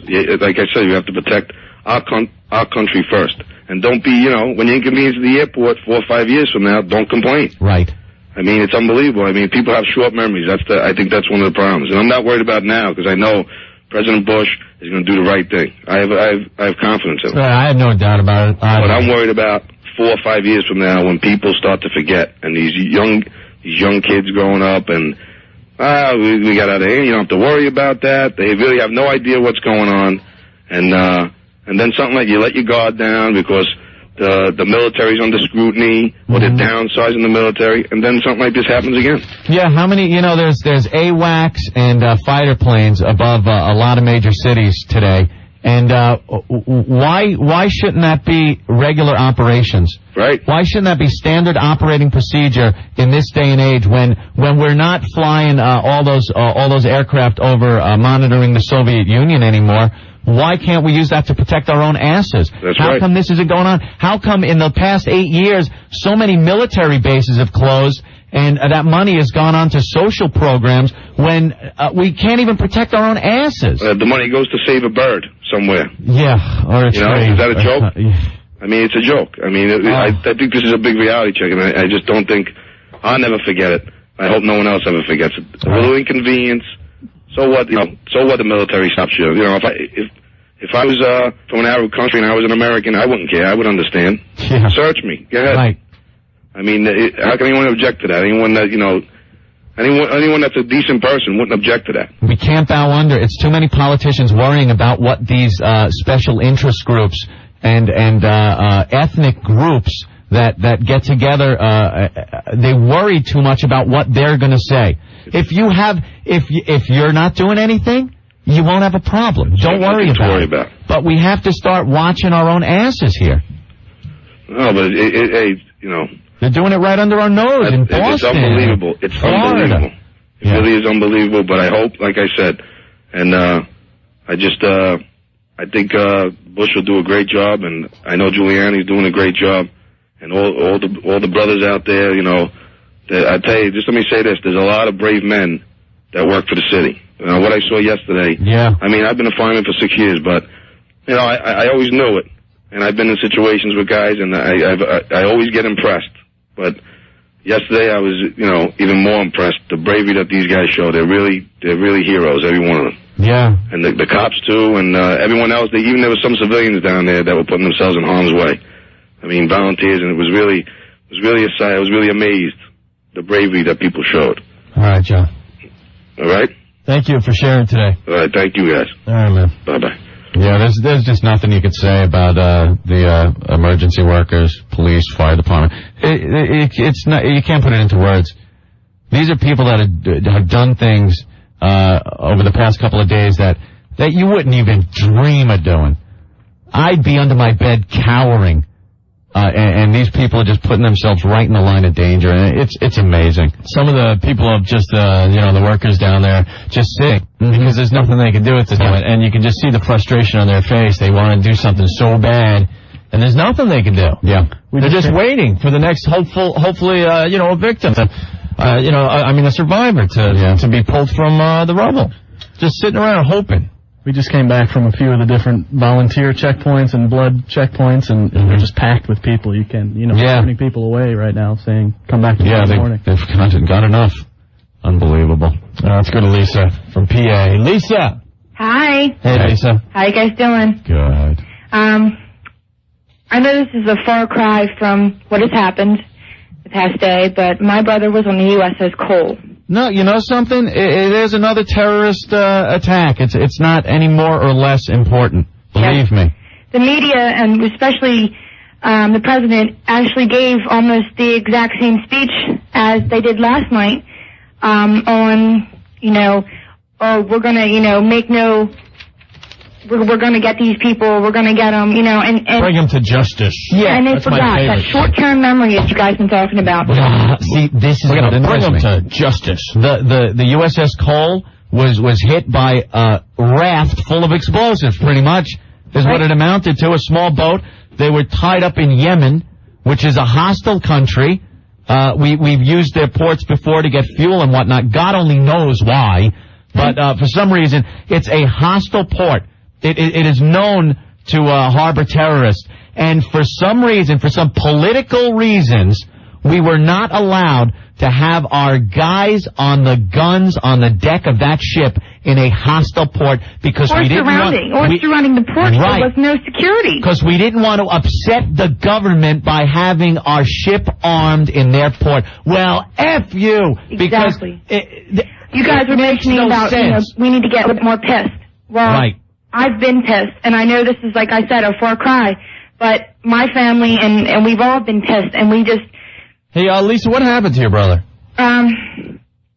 Physically, now? Yeah. He wasn't hurt, but he was 18 minutes from the blast. He was in Main 1 18 minutes prior to the blast. He left Main 1 and left his friend to take his shift for him, his best friend. And Mark Nieto was killed. My brother has a lot of mental issues. He's scared. And very scared. And what did we do to respond to that? Nothing. What did we do? Nothing. Why? I just found out some information on this the other day. Yemenis officials have arrested and imprisoned 6 men for this. They say were responsible and are planning to execute them. Oh yeah. Whatever time, and nobody's heard anything. Nobody gives us any information. We have to find this information on our own. The media forgot about this very soon after all this went down. The only people that covered it were like far right extreme internet sites. How about we don't worry about stepping on people's toes, and when our ships are in hostile waters, we're allowed to defend ourselves with more than. I heard all the security that ship had was a couple of guys on deck with sidearms that had to remain unloaded. Yep. And that's all with a clip. They had a clip in one pocket and their sidearm in their holster, and that's the only defense that ship had because we were afraid of pissing off the people of Yemen. Well, screw you. I'm sick of us having to tiptoe around the world. It's time We step on toes, and we tell the people if they're pissed off, screw you, this is our asses we're trying to save. Just like Roosevelt said, walk softly but carry a big freaking stick. effing stick. Right. Don't let people fool you. Thank you guys. You guys are awesome. All right, thanks. Thanks. Bye. See, we forgot about the coal. All of a sudden, that was nothing. And like she said, the same speech. Come on, let's do something. Bob, what's up? What's going on, man? We're in Boston. What's up, Bob? I'm up in Boston area. Yeah. I just got to give you guys a big shout-out for covering this thing. You're covering it better than any of the local stations up here. Unfortunately, we're right in the middle of it. Yeah, it's as real as it get, Bob, because 3 miles to my right is just one of the biggest disasters you'll ever see. Absolutely, but we just appreciate it, because there's a big cloud of responsibility hanging over this area because it all started out of Boston. We all appreciate you guys, staying on the air all day yesterday like you did, keeping us up to date. Well, selfish reasons, it keeps our mind off of it. Even though we're talking about it, it gives us a place to all vent. You know what I mean? Not just us, but a lot of the people. They really need to just yell and be pissed off about this to more than just friends or coworkers. And this is your forum too. Yeah, I mean, my whole thing, I don't know how you guys felt about the speeches with the president, but I thought it was pretty lame. Yeah, I wanted him to get out. Not enough. I just needed more. I just needed more personally, and I think I speak for everyone. Obviously, you want someone with emotion that's going to speak from the heart and not worry about what's on the cue cards or worry about how his speech is going to be perceived that the speechwriters wrote for him. It looked like Carson Daly introing a video, for Christ's sake. Yeah, he's sitting watching him like a machine, man. I wanted him to get on there and say, all right, you want the attention of a world power? You want to see what we can do? Here you go, goddammit. Right. Something. That's what I want to hear. I mean, I want to hear something. I don't want to hear, you guys are going to get it someday. Look together, rah-rah. Look in the camera. Put your finger in there. Be pissed off and let them know, in your own words and with your own emotions, how you feel and what you're going to do to respond to this. Without specifics, obviously. I'm not stupid. But just really be honest and pissed about it. Right, not a speechwriter's words. Well, I wanted to just tell you guys that we really appreciate everything you're doing. And just say a prayer for everyone that's being affected by this tragedy. All right, Bob. Thank you. All right, guys. Bob from Boston. Put more people there at Logan, you bastards. Jesus. Someone's head's gonna roll over there, I bet you. They're saying at Logan that there was no security lapse, there was nothing. And it might be hard to figure that stuff out, how they were getting the knives on the planes and whatnot.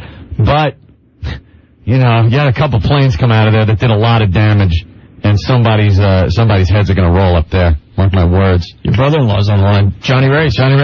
Hey, what's up, guys? How you doing? What's happening, man? Usually we talk about Kiss with Johnny Race. Yeah. A little different I today. just want to get my 2 cents in. My brother, Don Race, he's in the emergency service unit, Truck 9 out of Queens. Right. And he went in yesterday in the afternoon, but he was bringing the doctors, like Shea Stadium and whatnot. And then he was in there about 8 o'clock last night, and he worked all the way through the night. And he's one of the few guys that helped pull out the Port Authority police. Oh, yeah. And Kevin Mill, the bartender at Wickers, he's a steel worker during the day. He was there with his whole crew, and the guy was just crying on the phone, calling his best friends, pulling out dead bodies. Yeah, they've just seen some horrible stuff, huh? It's just hey, it's a shame that we all got to pull together for something like this. We should be like this all the time. Yeah. Well, you're right. It's unfortunate that it takes stuff like this to keep us from yelling at people in the crosswalk when that light turns green in front of me. And I was being a little nicer, although there wasn't that much traffic or anything. But normally, if somebody tries to cross that street when the light's green, I'm on that horn. I got the window down. I'm screaming, "You mother effer!" But today, yesterday, it just didn't seem all that important, and I can only hope for the time where I can get pissed off at stuff like that again. Hey, man, the harmonies, it should stay with us all the time, man. We gotta look out for our own, that's it. You got it right. All right, man, rock and roll. All right, Johnny. Great job, guys. All right, Johnny. Thanks, John. Very good.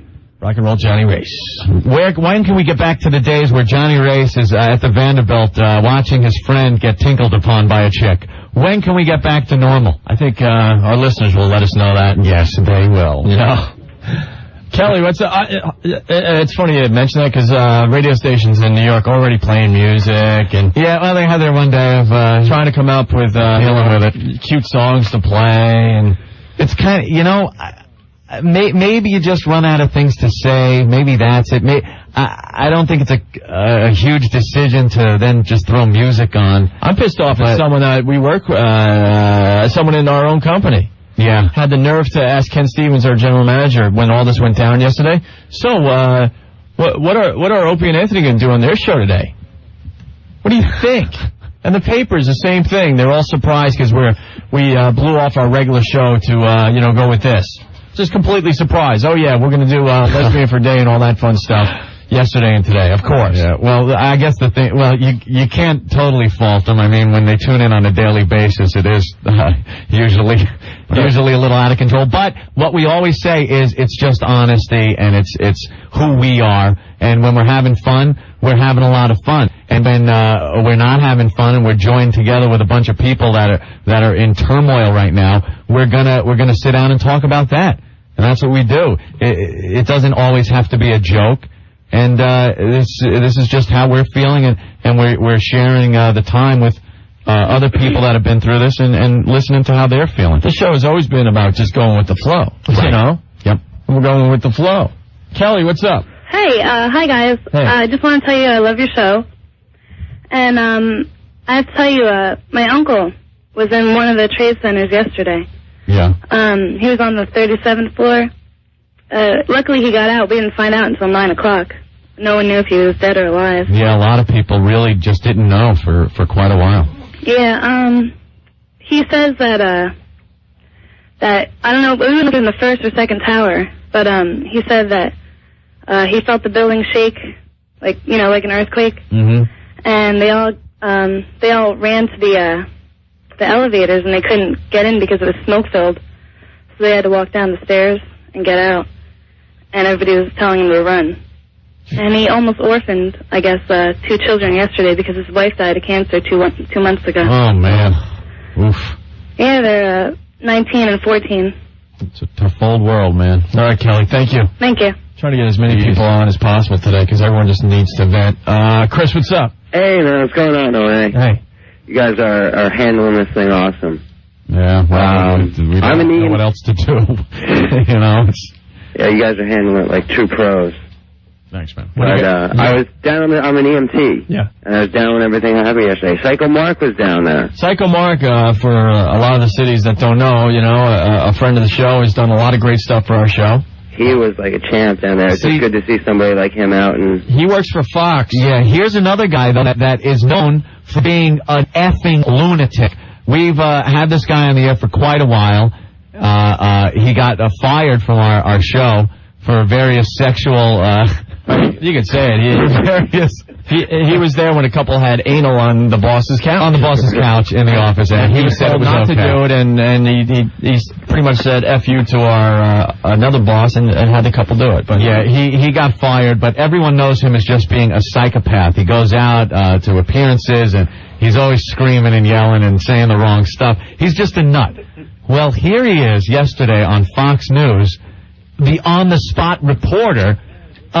You would think he was Stone Phillips or something. Everyone was interviewing him because he was. Yeah. I mean, Ben could tell the stories. We'll get Ben on in a second. And I have to say it again. I said it yesterday. I'm looking at people interview Psycho Mark because he was an eyewitness to this whole damn thing because where he lives is right there. It overlooks, his window overlooks the center, and as a matter of fact, Fox News used his apartment as their camera vantage point. They had a camera in his apartment out his window. So when he heard that first explosion, went to the window, he watched and saw everything else that happened. That's how close he is. And I'm watching him on TV last night or yesterday, and it just didn't look like him. Like, is that Psycho Mark? I had to look like 2 or 3 times. Yeah. Like, holy ass, is Psycho Mark as serious could be? His whole face was different. He didn't have a smirk. Talk to your doctor about Stanker 2 voice. Yeah, he didn't have a smirk. He was as serious as I've ever seen anyone in my life. Yeah, you just expect him to go, grab the 50 cal, get those ragheads, Yeah, the guy's, The guy's all about goofing and just being an idiot. But he was the consummate professional. Ben, who knows Psycho Mark really well, you should tell some of the stories that, seriously, Psycho Mark, I think he's going to call the show because he was right there. He was doing such a good job. I mean, what was he doing, Chris? He was just, the fact that he was he was so calm, so composed, trying, even when people were, like, taking off. And one thing we have learned about Psycho Mark on this show, in a different context, of course, is that he does a good job of describing what's going on. He does a great job of looking at something and then being able to translate it to people that might not be able to see it and translate what had happened prior. He's very good at that. He is, but he's an effing lunatic, and I don't care what I saw on the news yesterday, he's still a nutcase. Well, it was like people were, like, running by, and they're like, wait a minute, that's Psycho Mark. Yeah. Wait. Yeah. Oh, hold on for a second. Hey. I think a lot of people were like, oh, my God, they got Psycho Mark. What's he going to do? Hold up a wow or something? No. No, he was a professional. When I was seeing him on TV, I'm praying. I know, don't do anything. Mark, we do not need the publicity. You trust me. Just do not do it. And obviously he didn't. But Ben said while we were having coffee today that, whatever. You should tell some of the stuff. I don't know what you want to say on the air. And he just, Mark is, he's a nut, but he's a professional. He woke up yesterday. He's got a perfect view of the Trade Center, and he looks up, he heard the crash, and he watched the entire thing from his windows, watched people just jumping like crazy. He said easily 150 people. He saw a couple just holding each other that were jumping out the windows. He said another guy was up at the top and he had like a flag or a towel or something. He was trying to get out, and then all of a sudden you see this big explosion. The dude he said he just went flying way out. Oh, and Mark, man. Mark watched the whole thing, and the problem with Mark is we know he's an idiot, and for his family and stuff. No one could get a hold of him. We figured he probably went running down there. Ooh, I'll get a picture. I'm going inside. I'll go inside. I'll die this way. And get a hold of him. But he told me that, he's picked up stuff. He's picked up checks on the ground. He's picked up pictures of little kids. And I'm looking forward to picking up chicks because now I'm respectable. I could get a whole new class of chicks. He told me, he said that there was a Suburban down there that was crashed up like a Matchbox toy car. He said it was the craziest thing he's ever seen. But yeah, it's not even Mark, being the idiot that he is, and he doesn't tell his family or anything.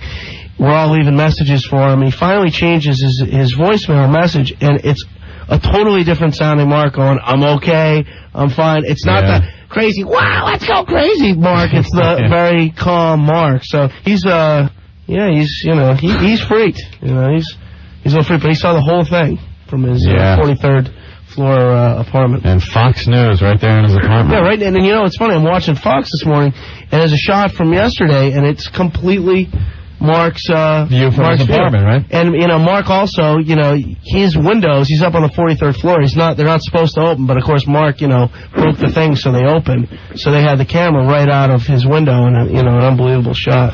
All right. Hey, thank you, Chris. Hey, no problem. I just thought you guys should know. All right, we got to go to Psycho Mark's brother Tim, who's up in Boston, I believe. Tim, what's up? What's going on? Hey.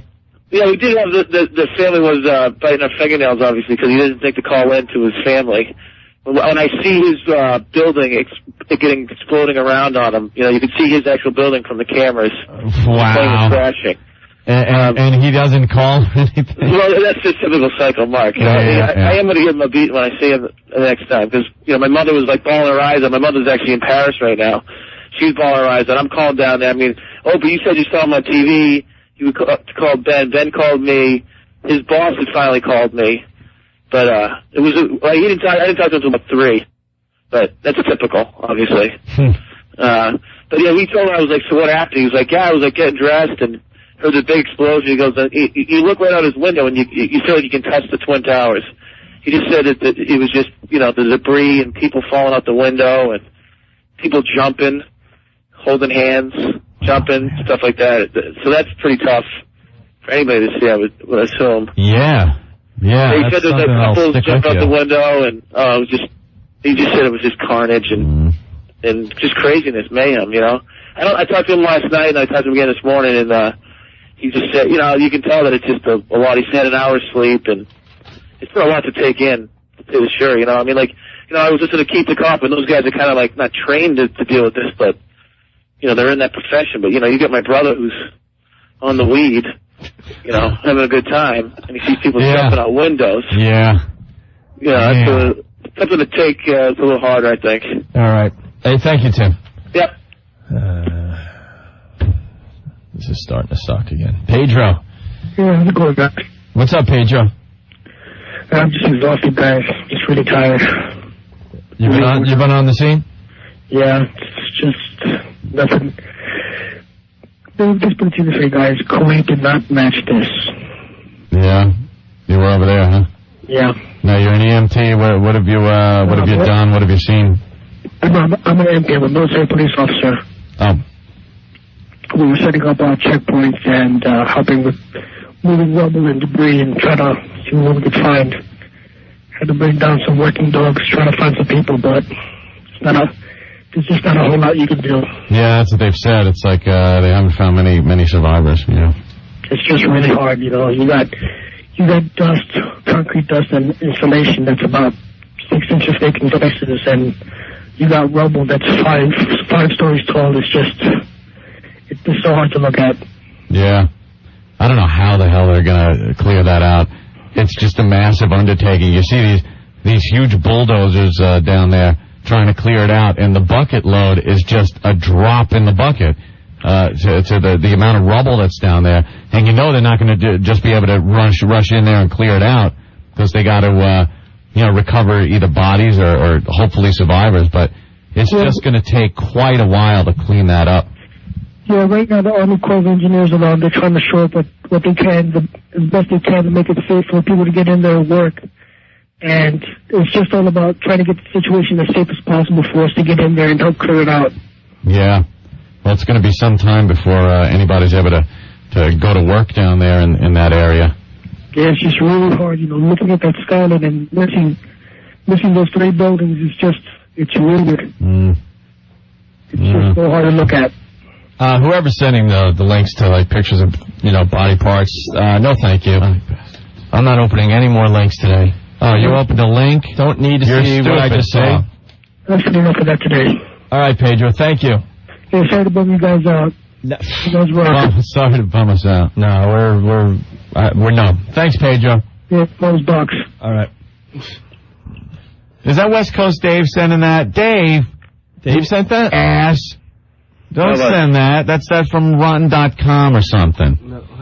Well, to his defense, he didn't send that actual link. I just happened to get in a different part of the site and clicked on something, but he actually didn't send what Opie saw.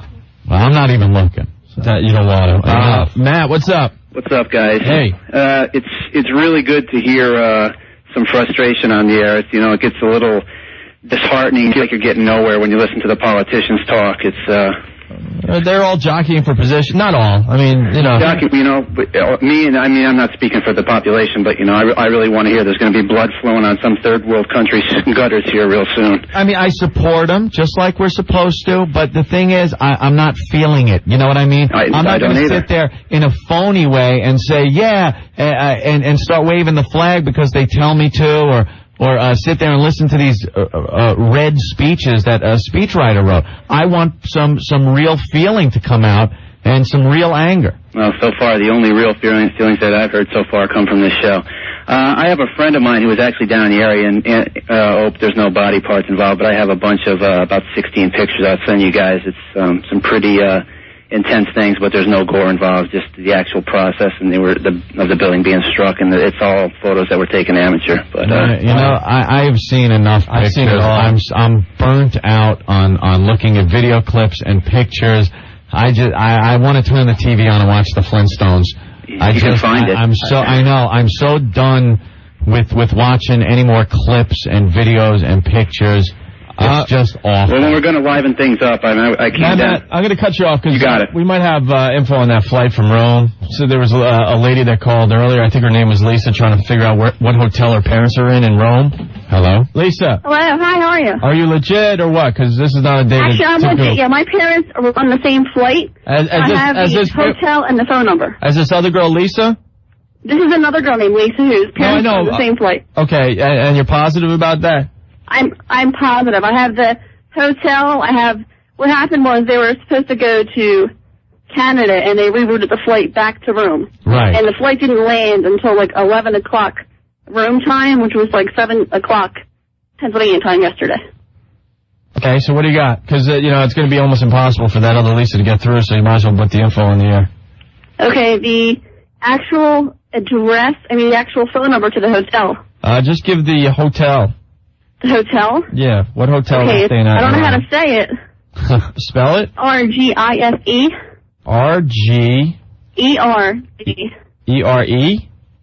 E-R-G. Start over. I-S-E. Hold on. Start over. Start over. Lisa, start over, seriously. Okay, do you want the phone number to the hotel? Well, start over with the name of the hotel. Do it slowly, one letter at a time. E is in Eric. E is in Eric, all right. Robert. E-R. G is in Jeffrey. G. I. Is in Frank. F. E is in Eric. E. All right.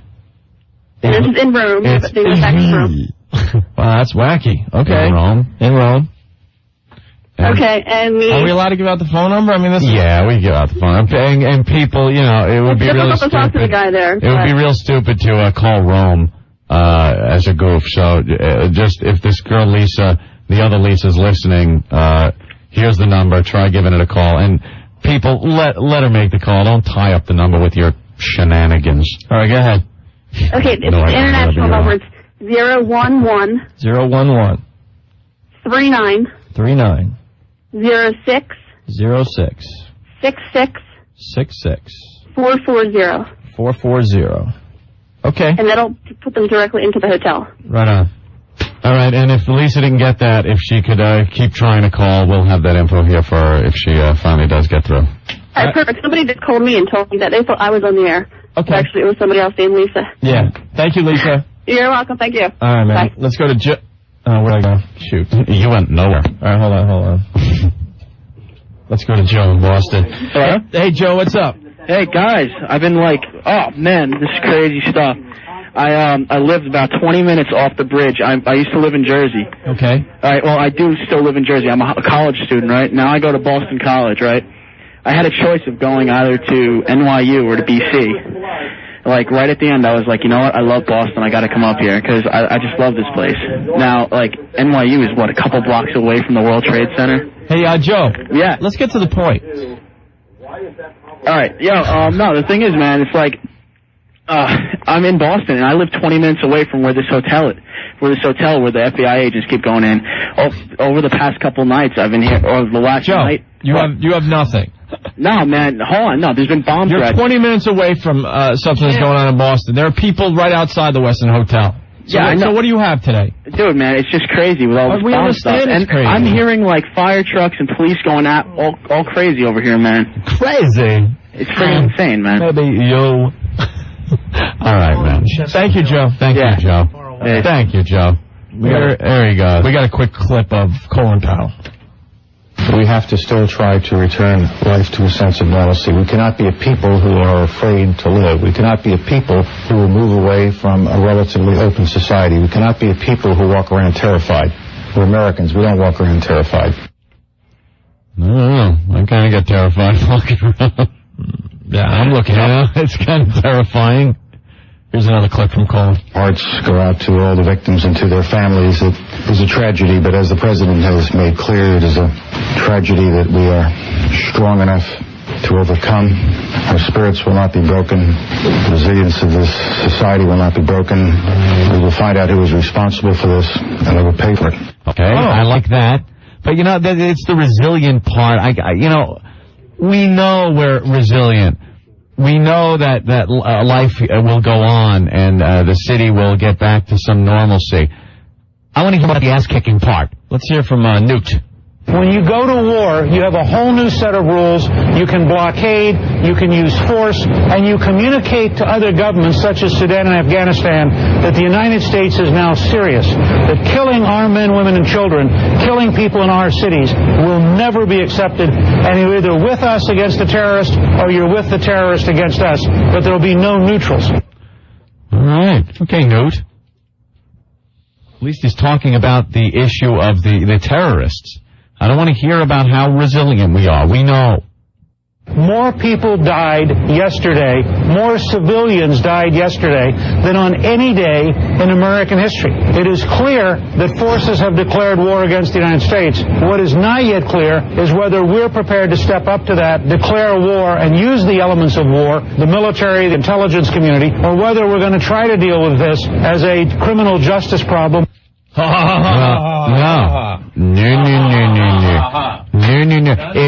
Let me tell you something. If Bin Laden sent his men over here, right, and they walked into a deli and stole a bag of chips, that's a criminal justice problem. You know, they stole something. This is not a criminal justice problem. This does not see courtrooms. This sees the nose cones of bombs. This is a war. Different rules.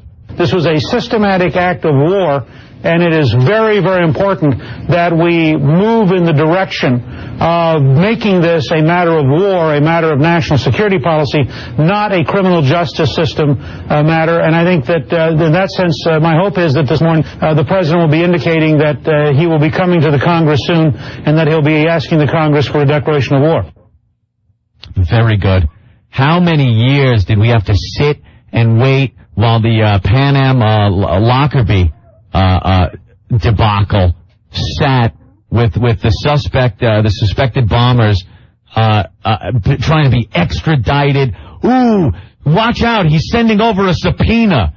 You know, that's crap, and I really don't want to sit through more of that. You would declare war against the terrorist organizations and any governments which support, sustain, or protect those terrorist organizations. Yep. That's it. You can hear the emotion in his voice. I like this. You got a country that backs these people, supports them, gone. The declaration would be against bin Laden and any terrorist who supported him, and the declaration would be against any state which harbored or protected bin Laden after the United States demanded that they were turned over. I think that clearly Afghanistan is a potential target, Sudan is a potential target. I don't know beyond that, but it's increasingly clear, as you just reported, that we're going to be able to track down the evidence of who was involved. Yeah, absolutely. It doesn't, you talk about, we got to find out who's responsible. We know who's responsible for acts of terrorism. Maybe, is it this act of terrorism? Probably. But if it's not, it doesn't matter. It's time, like I said yesterday, Michael Corleone, the end of The Godfather, remember that? Time to take care of all the family business. Time to pay back for the embassy bombings, the barracks bombings. Time to take care of the coal bombing. And this bombing, to tie up all the loose ends, all the stuff we neglected to do for the past few years. Now's the time. So it doesn't matter if they're directly responsible for this act. They did other stuff. So anyone that harbored bin Laden, any other terrorists that have done things like this, held responsible and will be dealt with. All right, let's go to Donna. Donna, what's up? Hey, hi guys. Calling from PA. What's up? Yeah, I just wanted to say how easily it is to get box cutters on the airlines. Because I've done it actually several times, like unintentionally. Why are you bringing box cutters onto a plane? Well, because... Why do people have box cutters? How many boxes are people opening up? No, I did it unintentionally because I work for a company that when we go to a convention, we actually ship the box cutters out in one case to open up all the other cartons that we have to display our product. And after we're done with, everybody has a box cutter, and I just sometimes throw it in my purse, forget about it totally, and carry a pretty big purse when I travel. Yeah. And did anyone ever look in your purse after going through the X-ray machine and no, never. To go, what's that? Maybe I should Have you seen these people that stand in front of these effing X-ray machines? Where the hell do they get their job? I don't know what they're looking at. And again, it's the whole perception. We like to believe that they are looking at that screen and they know what to look for. But you know something? Most of them look like they just stepped out of those goddamn traffic uniforms, handed tickets out on the street, and stepped in front of these friggin' X-ray machines. Well, that's it. I've done it unintentionally. I didn't know it, or I would have taken it out, but I put it in there. I switch purses to a smaller purse when I'm going around at the convention. Switch back over to the big purse. Forget all about this box cutter I had put in there. See? Get home. Someone should be looking for this. I get home. I start to clean out my purse of all the stuff of travel, and I look, and there's a box cutter in there, and I'm like, oh, my God. And they don't know what the hell they're looking at. They put things through the X-ray machine. And you know another thing? If you walk through that machine and it beeps, and you empty your pockets and put it in the little basket, and walk through and it don't beep anymore, and then take the stuff out of the basket, do you know what you could put inside a cell phone or other things that they just hand right back to you again? I know. It's ridiculous. And my boss has even done it. And today our salespeople were in, and they said, one of them said, you know, I carry a box cutter all the time in my briefcase. He said just, you know, because he's out on the road a lot, and, you know, he said he's getting ready to fly back, and he said, I'm going to have to take it out now. Perceived security. It's scary how easy it was. Yeah. It just boggles the mind. They It's stopped me perceived already security. just to look at a hairbrush. Right. And, I mean, even the one time we were down in New Orleans when Al Gore was there, and I went through, I had a little pouch, had a box cutter in there. Look at you with your box cutter. Yeah. Jesus Christ, enough with your box cutter. Let's leave those at home for now. We always Okay, have this Donna? box cutter. Well, I walk through, they check my little pouch purse. I get in there. They just look in the top of it. I get in there, you know, we're going to see Al Gore and everything. You know, I think we're getting back to a little bit of normalcy, Opie. This woman's annoying me for some reason. Why? I don't know, just your voice. My voice. See, I'm feeling some normalcy again. All right, Donna, thank you. Okay. All right. It didn't take long. Good. Trying to control Anthony. Oh, my God, her and her box cutter. Enough about the box cutters. Kerry, what's up? Yeah, how you doing? How you doing? What's up, man? First thing I want to say is to speak for everyone, our hearts go out to the families, all the people that went. But it's making me sick listening to what some of these people are talking about on the air. All right? First of all, the people talking about going back to normalcy in the city. There's never going to be normalcy to the people and their families that lost their lives. All right? The only way we can get back to normalcy is when we see the flash of light in the mushroom cloud, when we go over there and we bomb every one of those people responsible. You know? That would be nice.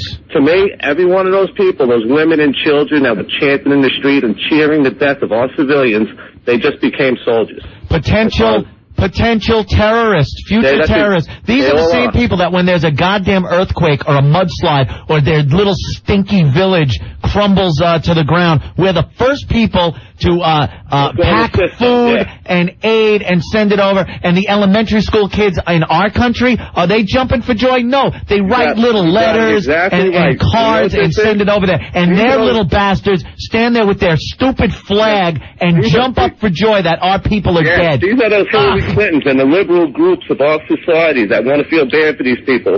And you got to stop feeling bad for them. I don't feel bad for them more. I want every one of them eliminated. I think they deserve it. I think they're all terrorist sympathizers. Right. And I think every one of them harbor them. They hide them out. And as far as I'm concerned, that makes you're harboring a killer. That's what these people are.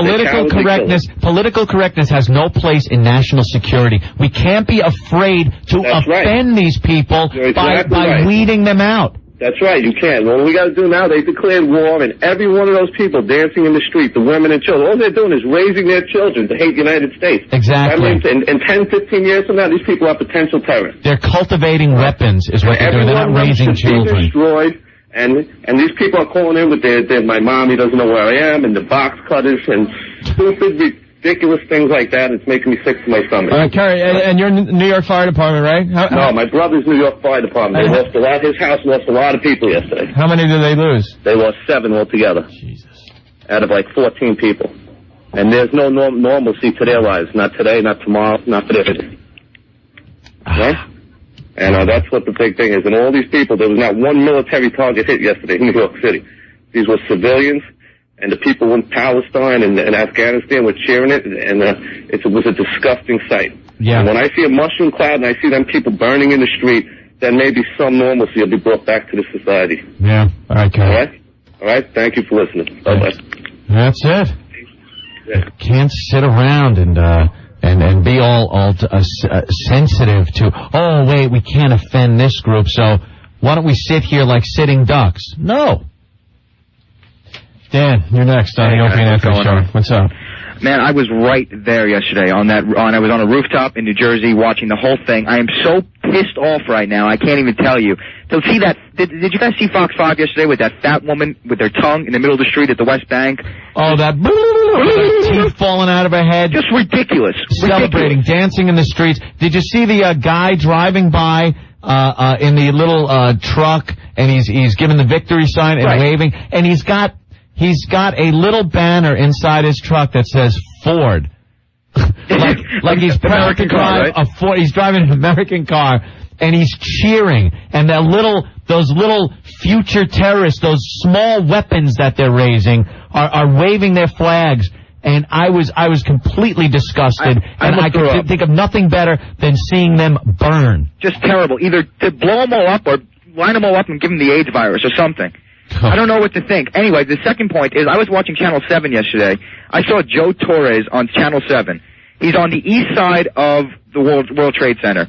West side, whatever he was. He was on the west or the east side. He was on one of the sides, and he gets on the news report. He says, luckily, the debris fell to the other side that he wasn't on.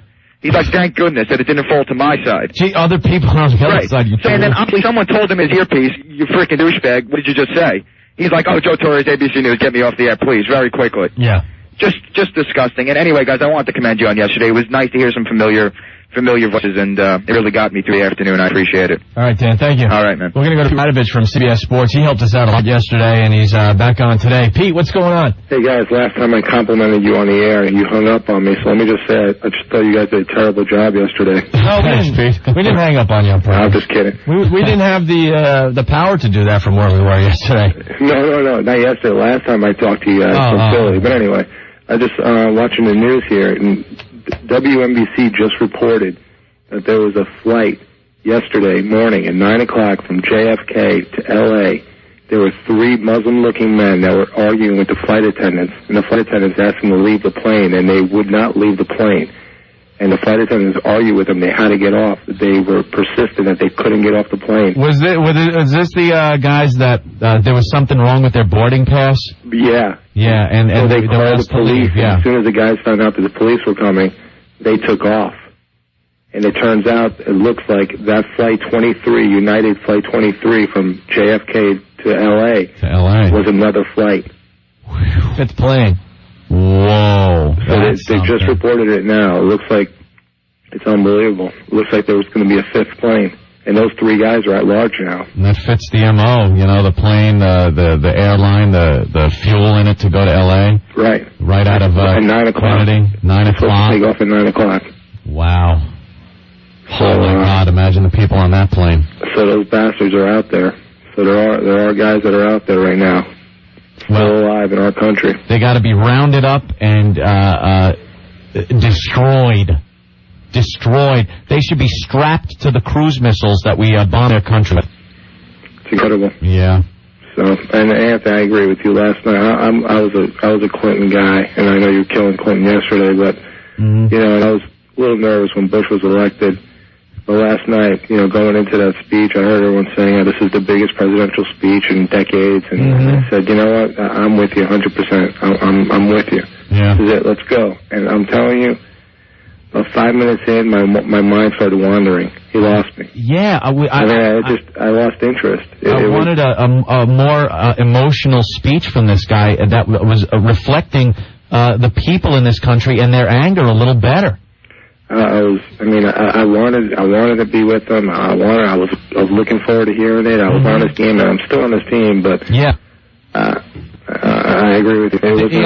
He had the same demeanor as when he was given that tax refund speech. Exactly. He lost me. I literally called myself wandering. My mind wandering. And one of the most important speeches ever. And you were wandering. Yeah, I've never seen him show emotion. Anyway, during the inauguration, as he became president, he had no emotion. If that's how he is, all right, that's fine. Right. But I don't think that's how he is. I think he's trying too hard to make a historic speech than he is to just go off the cuff with a few things and really put some emotion and how you really feel into it. He shouldn't. He was obviously reading, number one, which I thought was a problem too. If that's what they do, that's what they do. But I thought this is the one time that, I don't know, he should have. He had the same emotion as if when he was given that tax refund speech. Yeah. Exactly. He lost me. I literally called myself wandering. He lost me. I it wouldn't have been a bad idea to just talk to us. Roll your sleeves up, put your finger in the camera, look into it, and just go, hey, whoever's responsible, you're not getting away with this. Just something that kind of showed like you're a man that's pissed and ready to kick some ass. It's unbelievable. And then the last thought I had was, in the middle of the night, I woke up to go to the bathroom, and I was kind of, when it's like 3 o'clock in the morning, and you don't have your wits, and I started thinking, like, oh, wow, they bombed the World Trade Center, and then it, like, hit me, like a ton of bricks. Oh, my God, the World Trade Center disappeared. It's gone. It literally, like, shocked me. You can't say that enough. It's gone. It shocked me. And then I woke up, and my first thought was, oh, my God, something happened to World Trade Center, and they bombed it or something. And then when it hit me, I literally just snapped to. I was wide awake. Yeah, it's strange. It was on everybody's mind yesterday as when it happened. And then the only break I got from it was the short sleep that I did get, and then the second my eyes opened, bam, it's back in your head. It doesn't go away. It's amazing. To me, it was even worse today, because yesterday just felt like a dream, like it wasn't real, but when you wake up and you realize it really did happen, it's almost worse. Yeah, the depression and then the anger just will not go away until I mean, call me shallow if you want, but the anger will not go away until I see some retribution. Well, I think it's good. I mean, it's good news that they never left, and it's even better news that those pricks are alive somewhere in New York. Well, hopefully they get scooped up and they don't either get away or try to do something else. Yeah, that's the other part of it too. But so I just want to let you guys know about that news. But anyway, keep it up. And I'll see you guys around. All right. Cool, man. Take care. Bye. Where do you want to go? Grr. There's just millions of calls coming in. Jay, what's up? What's up, guys? Hey. What's up, O&A? Hey. Hey, I work with this one guy. I'm an engineer in Pennsylvania. Mm-hmm. I work with one guy who knows one of the guys who helped design that building. Yeah. And a lot of people were didn't really know why the buildings fell the way they did. Yeah. Since they're so tall, they have to be reinforced on the sides with because of hurricane-type winds. Yeah, that's why the windows are so small and thin and long on the building. I think in between each window is a big steel, what amounts to big steel pipes that run up the length of the building. Yeah, normal buildings, they're structurally designed for the middle, but this was for the outsides. That's why the terrorists, when they hit the plane, hit on the corner, because that pretty much just crumbled everything right there. You know, I wonder if that's actually, if the hitting on the corner was intentional, because kind of looked like both of them didn't quite know where they were going to hit it. Yeah. You know? Yeah, I don't know.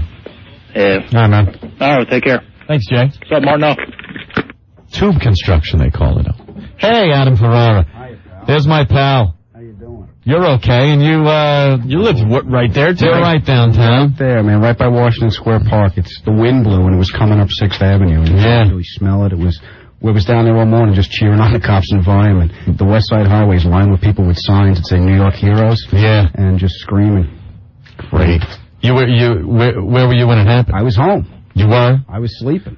Did you hear anything? I know. You didn't hear anything. No, I woke up and a TV was on, and I looked at it, I go, what movie is this? Yeah. And it wasn't real.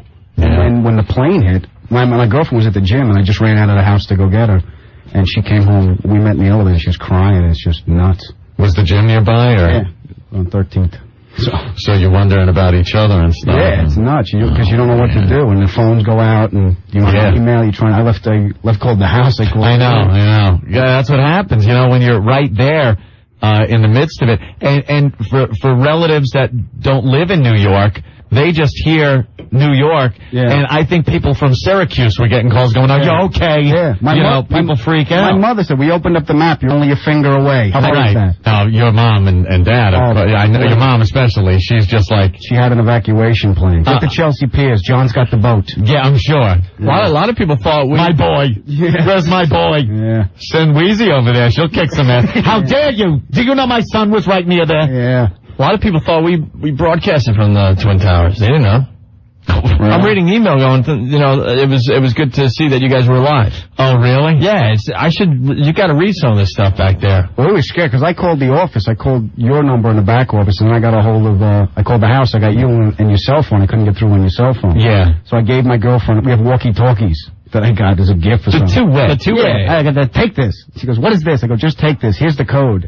Like, planning everything so I can keep track of her. The walkie-talkie. Yeah. It's devastating. And I got to interrupt you. You don't even know how to deal with it. I got to interrupt you because Psycho Mark's on the line, and he has limited time. Psycho Mark. Holy S, let's go out and beat up some cab drivers tonight. There's the Psycho Mark we know and love. I'm going to strangle the first cab driver I see. I haven't seen one all day. Mark, it's not time to be strangling cab drivers. You're right. I apologize. Mark, I saw you on TV yesterday. It didn't look like you. I've never seen you so serious in your life. Dude, I've never seen anything like what happened yesterday in my entire life. You were right there when this whole thing went down. Dude, it was right out my entire window. I was 5 blocks from the whole thing. I saw both the towers go down. I saw at least 100 people jump out. Oh, man. I saw that sick towel head take the plane right into the building. I didn't see the first one. That got me out of bed. Yeah. The first one got you out of bed. Well, take us through it a little bit. What were you thinking? All right, you hear the noise. You look at the World Trade Center. It's in flames. What do you think happened? What's going through your head? Absolute, my jaw just drops, and you go, my God, this is a freaking movie. I actually thought I was tripping for a minute. Did you know or have an idea of why it was in flames when you looked at it? Well, when I got out of, it took about a second and a half to look out the window right after the explosion, and debris is just pouring out after the first hit. And I'm just in shock. You're like, holy crap, something just blew up huge in there. So I'm watching and watching. Yeah. And you didn't know what it was? Well, we didn't know at first, but then I turned the TV on, and immediately they started saying a plane hit it. Wow. So CNN reported it right away. But you're still thinking it's an accident. Right, well, you're not sure, but then there's this huge gaping hole with flames licking out, and people are jumping out, and then out of nowhere comes a 767, and this mother effer just went right through the building, dude. An entire engine, one of the engines comes flying off and goes flying down Church Street, bouncing off buildings, and ends up about a block and a half from my apartment. You saw the engine fly off the plane? Off the plane, bounces off several buildings, and skids down the street. Oh, man. Meanwhile, people aren't just running. So then, about 15, 20 minutes later, the first building starts to collapse. You could just look at it, starting to melt. Molten metals just pouring out of the corner of the building. And I'm going, oh, this is it. This thing's going down. And, I can't explain. How do you explain the World Trade Center falling down? Yeah, there's no way. Dude, I'm sitting there going, no effing way. Yeah. But as soon as I saw that second plane, I'm like, that's it. Well, that's when you knew it wasn't an accident. When the second one hit, you knew it wasn't an accident. Yeah. Exactly. It was meant to be. So then sure enough, I look outside, the Fox News truck's right outside, so I help the boys out, and I've been on my feet since the accident happened. I've not had 1 hour of sleep. Right now I'm on top of the 34th floor of, right on French Street. And overlooking. I'm actually with the Fox News crew, and we've got the picture of the building right now. And their new valuable asset, Psycho Mark. Dude, I just want to say hi to all the truckers downstairs and the West Side Highway down there with their WOW stickers on there, because there's a ton of guys down there. They're all waiting to take some of this rubble out. They've got maybe 200 dump trucks lined up. Just waiting. You would not believe the vehicles they're pulling out of there. They're just pulling out like a Suburban was flattened. Jeez, man. I mean, it was just insane. Yeah. Insane. And then last night, at 5:30, 7 World Trade Center went down. Mm-hmm. And they were actually able to get footage directly from my apartment when that thing went down. Which is a huge building in itself. Stories. Like, that was almost a secondary story. It's 47 stories high, and twice the width of both of the World Trade Center towers. So it's still on fire right now. There's still people inside. There's one guy that took the flight down 74 floors. He was on the 74th floor, and he rode all the way down a cop, and they pulled him out. And he called on the cell phone. When he got down, he made a call out on the cell phone. He said, hey, I'm still alive. Come get me. He rode the building down 74 stories? And he called on the cell phone. How do you do that? Dude, you just pray. I don't know. How the hell does that happen? No, it's just a mess down here. It's just a complete mess. Yeah. And I gotta go. I gotta get back to work here, and they need this cell phone. All right, Mark. All right. Hey, thanks for this. Yeah, God bless, guys. I mean, thank God I'm still alive, and, what can I say? One day at a time. Yes, how would New York have survived if we would have lost the likes of Psycho Mark? Well, who knows? There'll be no more back. Okay. All right, Epsis, take care. All right. Talk to you guys later. Man, all the rules have changed. That went down in Pennsylvania? Yeah. In Shanksville, just before United Flight 93 crashed, a passenger telephoned his wife, told her the plane had been hijacked, and said he and some others were going to do something about it. Mm-hmm. So you can speculate, of course, that maybe perhaps they did something that kept that plane from finding its target, which they say might have been the Capitol, the White House, Camp David. Yeah, it was heading toward Washington. So, hey, who knows? Who knows? I guess once they get the voice recorders, which is another thing. Giuliani and Pataki were on the news giving a press conference, and they held up pictures of the black boxes of the two planes that went into the World Trade Center towers. How the hell do you find that? I mean, those have beepers on them. They do? And they track them down, right. So if they're lost in the water, they can kind of zero in on the signal that's being sent out. Yeah, sure. That works, too. Sure. How loud are those beepers, man? Exactly. I sure hope they do find it. One of the planes actually, the pilot had keyed down the mic when he was flying, and the tower picked up some of the conversation in the cockpit with the hijacker. And, heard the hijacker say, "Do what we tell you, and no one will get hurt." This son of a bitch. Mm-hmm. Did he say it in English? Yeah, it was all in English. They heard it all in English, and they won't get hurt. Meanwhile, they crash into the World Trade Center towers. Bastards. Response. Yeah, that's what I want to hear. Hardcore response. It's gotta be. Yeah. We gotta blow up a country. Yeah. Oh, yeah. There's plenty of countries that we know sponsor terrorism. Blow one up. Yeah. Look, what's your response? Well, that country's gone. Right. Next. You He had nothing to do with it. Yeah, but you know who did. You want to take him in now? Yeah. Go ahead. You're next. Tom disagrees. Tom, let's hear this one. All right, Tom. What's up, guys? Hey. Fan of the show. Let's let Tom get his point across. Tom. My point is that if we go and bomb Afghanistan off the map, that's an act of terror. And how is that, Tom? Well, first of all, the people in the street celebrating, and that's a couple thousand people, a very secluded event, and even people in our government have said that. Mm-hmm.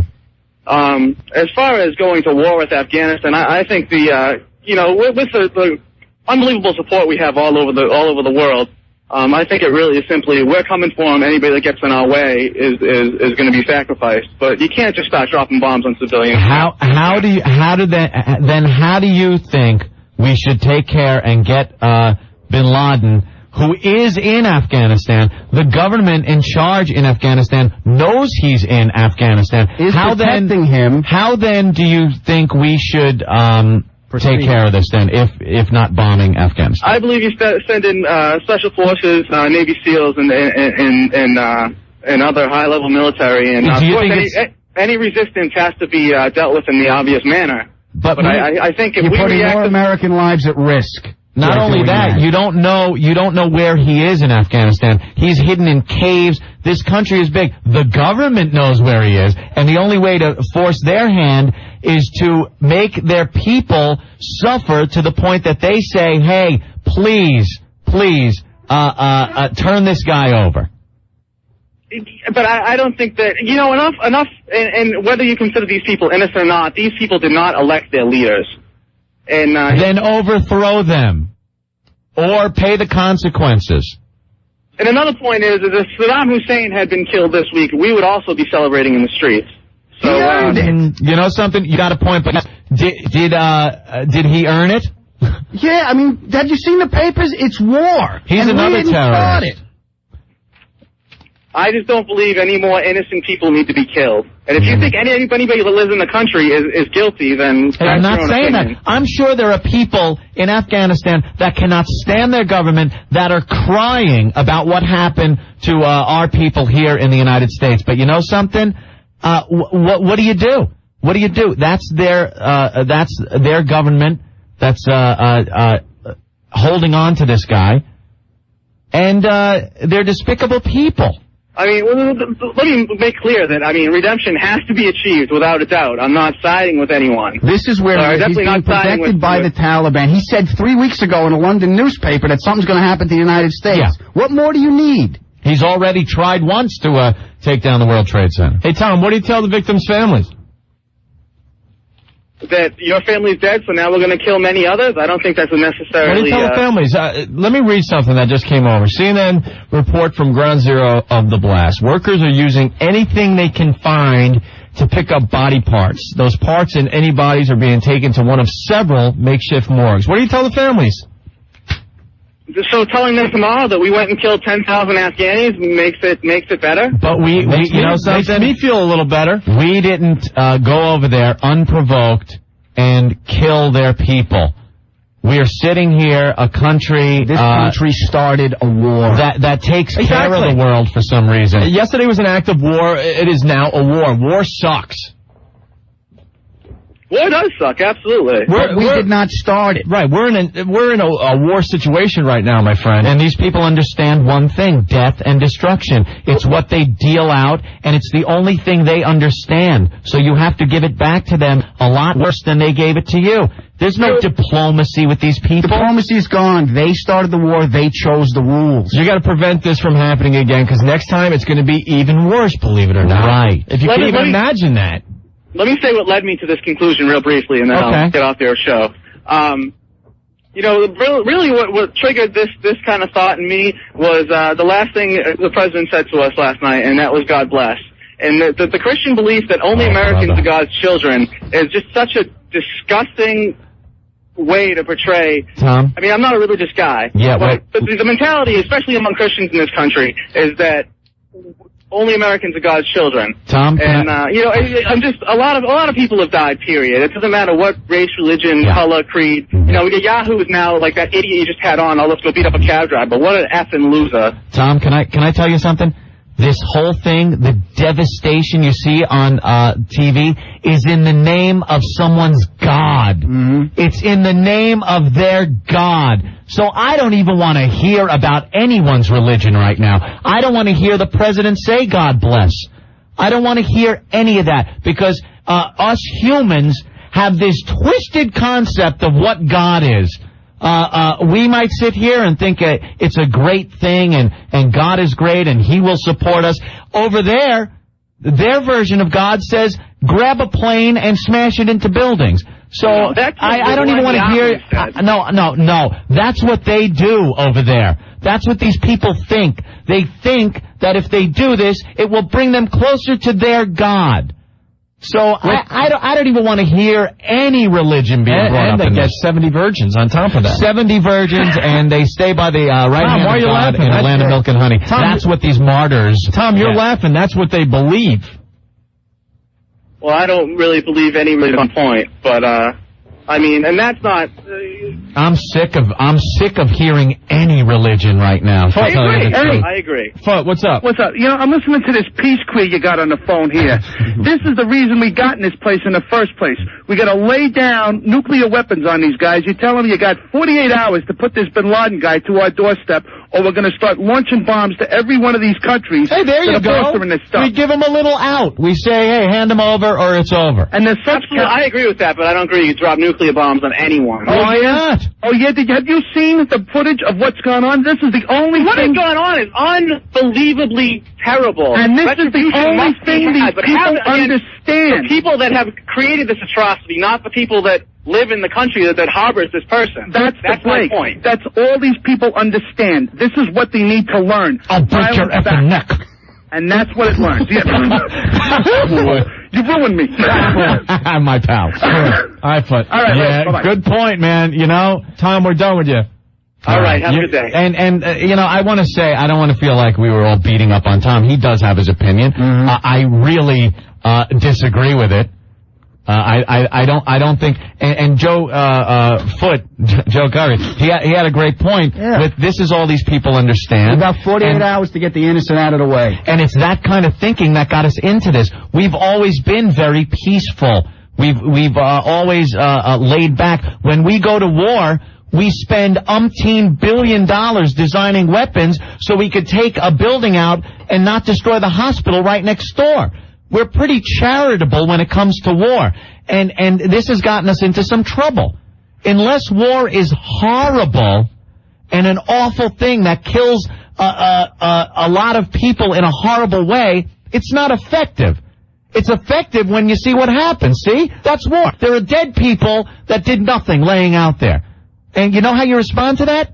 By effing them up even more. Because that's all they understand. Anthony? Yes. Time to start watching TV again. Another building's going to collapse. Which one? Building 5. I thought that one was, No, it's, they're being evacuated from Building 5 area because they think that's going to collapse next. Is that the one with the pyramid on top? I'm not sure which. Do you know which one it is, Ben? I'm not even sure. But now we're just waiting to watch another building collapse in the area. I guess recently another building did collapse. There are reports that a hotel has crumbled to the ground in the area. How much more incentive you need, Tom? You know, it's that kind of thinking, though. We went, you know, I've said this before, we went 8 years. Very prosperous, this country, for the last 8 years when Bill Clinton was in office. And don't start yelling at me. I'm not blaming Bill Clinton for this. Right. You know, I'm putting the blame 100% on the terrorists. But it created an environment that made it easier. Our intelligence just went down the crapper in the past 8 years. How many jobs do you remember being lost because all those bases were closing? These are important things. The National Guard got cut back. These are the people that used to do flights, regular flights over the country, just protecting the country. Remember how good you felt when the national anthem would play on one of the channels when they went off the air? Yeah. Years ago, when channels used to go off the air. And they would play the Star-Spangled Banner, the F-16 was flying, and then they'd show like a kid in bed at night sleeping, and don't worry, we're up here taking care of you. You know, that's what we should be doing. We should be protecting our airspace and not cutting back because it's not necessary anymore because the Cold War's over. It just changed to another enemy and another threat that we never addressed. Well, the money went to different things. Screw the spotted owl. Yeah, things like that. Social programs for people that don't want it. I mean, the money that was going to the military and to these programs were very necessary, and they were all cut back, and now we're paying for it. We should have known this was going to happen when they had this planned well over a year ago. Anthony, just to quickly jump in, partial collapse confirmed at One Liberty Plaza. No, boy. Well, more damage. I just hope they know to pull people back when things like this happen. But then it just makes the rescue effort, if there aren't any survivors in there, that much harder. The cleanup, the cost. Sergio. Hey, what you doing, guys? You're next on the O&A show. Listen, I want to know when are we going to start shooting, man? They start talking, they start shooting already. Well, I think what the president said, for some reason, we have to be patient and that these people can't hide forever, which you know, leads me to believe it's going to be a little while, and if too much time goes by, it ends up like the USS Cole, which was bombed unprovoked in Yemen, and by Bin Laden, and we never answered that. To not answer this is an insult to the people that died. The buildings are falling, and we're still talking. Yeah. All right. Absolutely. Lower Manhattan is pandemonium. Buildings, falling. Yep. Landmarks destroyed. And we have talk about, we might do something in the future. Be patient. I don't want to be patient. I want cruise missiles going off now. All right, guys. Talk to you guys later. Peace. Thanks, Sergio. We got battleships in New York Harbor? Yeah, the aircraft carrier. Aircraft carrier? Yes. You hear the fighter planes flying? Yeah, I saw them. Overhead? That's something. That's a little creepy here on the jet, but it's reassuring, you know? Makes you feel a No, little safe. I don't want them flying over here. I want them flying over there. Oh, no, I want them flying. Yeah. I want them flying right where they are. Go over there. Go over there. What are you doing over here? Push them buttons. Send that stuff off over there. They got some other equipment they could send over there. Sure. When? Hopefully soon. I'm not a patient guy when it comes to stuff like this. You know, I want instant gratification. They did it. We know the country that he's in. We know who's giving him support and who's giving him a place to sit his dirty ass. Mm-hmm. And why aren't we now bombing that country? I don't know. I don't have an answer to you. No. You tell them, look, we're coming in a tent. Well, let me go to Dimitri from Boston. Dimitri. Hey, how you doing? All right. What's up, man? I just wanted to say two things. I was driving today through Boston, standing at a red light. There's about 3 cars in front of me, and I look around and I see this van with 2 Arab-looking guys just standing right next to it laughing about something. And the green light turns on, and the cars in front of me go, and I'm still standing there looking at them. And I realize that the cars in front of me just went, and nobody behind me is beeping. I look back, everybody, 5, 7 cars behind me just standing there looking at these guys. Nobody is even worrying about anything else around them. People the lives of people are changing already. We look at Israel that's been going through this for 50 years, and this is what they go through every day. No, let me tell you something. I understand what you're saying, but this isn't what they go through every day. The amount of damage and loss of life that happened here today isn't, they haven't had anything near something as catastrophic as this in all the years piled up. Why? Why? They have 5 to 6 armed people on every airplane. Thank you. Another issue. In the airport are security. More than half of the people, they go through chickens in the suitcases to find out there is anything. You know why? Let me tell you why we don't do that. Because somebody might be offended that their child had to see a firearm today. I was at the airport and we were going to Disney. And my son had to see a man with a gun. Is this necessary in our country? Because people are asses. They're asses. They live here across the ocean and don't realize what is happening. They will be offered a bulletproof vest in the airport every day as a courtesy. They will realize that they are at war. This is the first thing they got through. They need to, the lifestyles will need to change because this will keep happening. This happens so easily now. The security is fine, upping security at the airports, but I'll tell you something. I would gladly pay an extra $20 a ticket to fly if I knew it was paying for armed marshals, trained marshals on every flight in this country. That will be on that plane, and everyone knows that there are armed personnel on there. And don't start with stories of cabin pressure because of bullet holes in the walls. It's much better to have armed marshals on every flight. They will be paid through higher ticket prices. I have no problem with that. If I know that no one's going to pull a box cutter out when there are people trained to react to these situations and they are armed. You're not going to get situations like this happening. The Israeli Aircom has been for 20 years. Not once their airplane has been hijacked. Right. Not once. But 4 in one day. Oh, we can't upset people that write letters to the government saying, my little Billy had to see a man with a gun. Yeah, I can get a vegetarian meal on a flight. Guess what? I want an armed soldier on the flight. Right. Right, and you know something? New York and clear up some debris there right now. If people are going to cry and say, oh, has it come to that? You know, if it come to that, I don't even want to deal. It has come to that. Right, Adam. Yes, it has come to that. And now we have to deal with it. It's a new millennium. It's a new millennium, and it didn't start January 1st, 2000. It started yesterday. There was a little delay. But this is the new age. This is the 21st century, and this is what we're dealing with right now. It's like the difference between the 1800s and the 1900s, and warfare between those 2 centuries. This is a new type of warfare, and this is how we have to deal with it. We got to put this political correctness and worries about pissing off certain groups away because it's going to be our ass if we don't. We got to get pissed. We got to get pissed right. across the well, country. I'm pissed. How about you? Thanks, guys. Thank you. There is no more diplomacy. Anthony, this building is like shaking. There's smoke. I mean, I'm so distracted. I'm sorry. Yeah, that one's it's One Liberty Plaza is about to go. It's already partially collapsed. It's smoldering. Just in case, just in case you don't have CNN on, they just showed a panic where people are like, get back, move out of the area. Just when you think it's over and we're in the cleanup phase, there's some of the same panic we saw yesterday in the streets. Well, here's the details in this building. 743 feet tall, 54 floors. And it looks like it's gonna go. Where's that? Where's that? Oh, boy.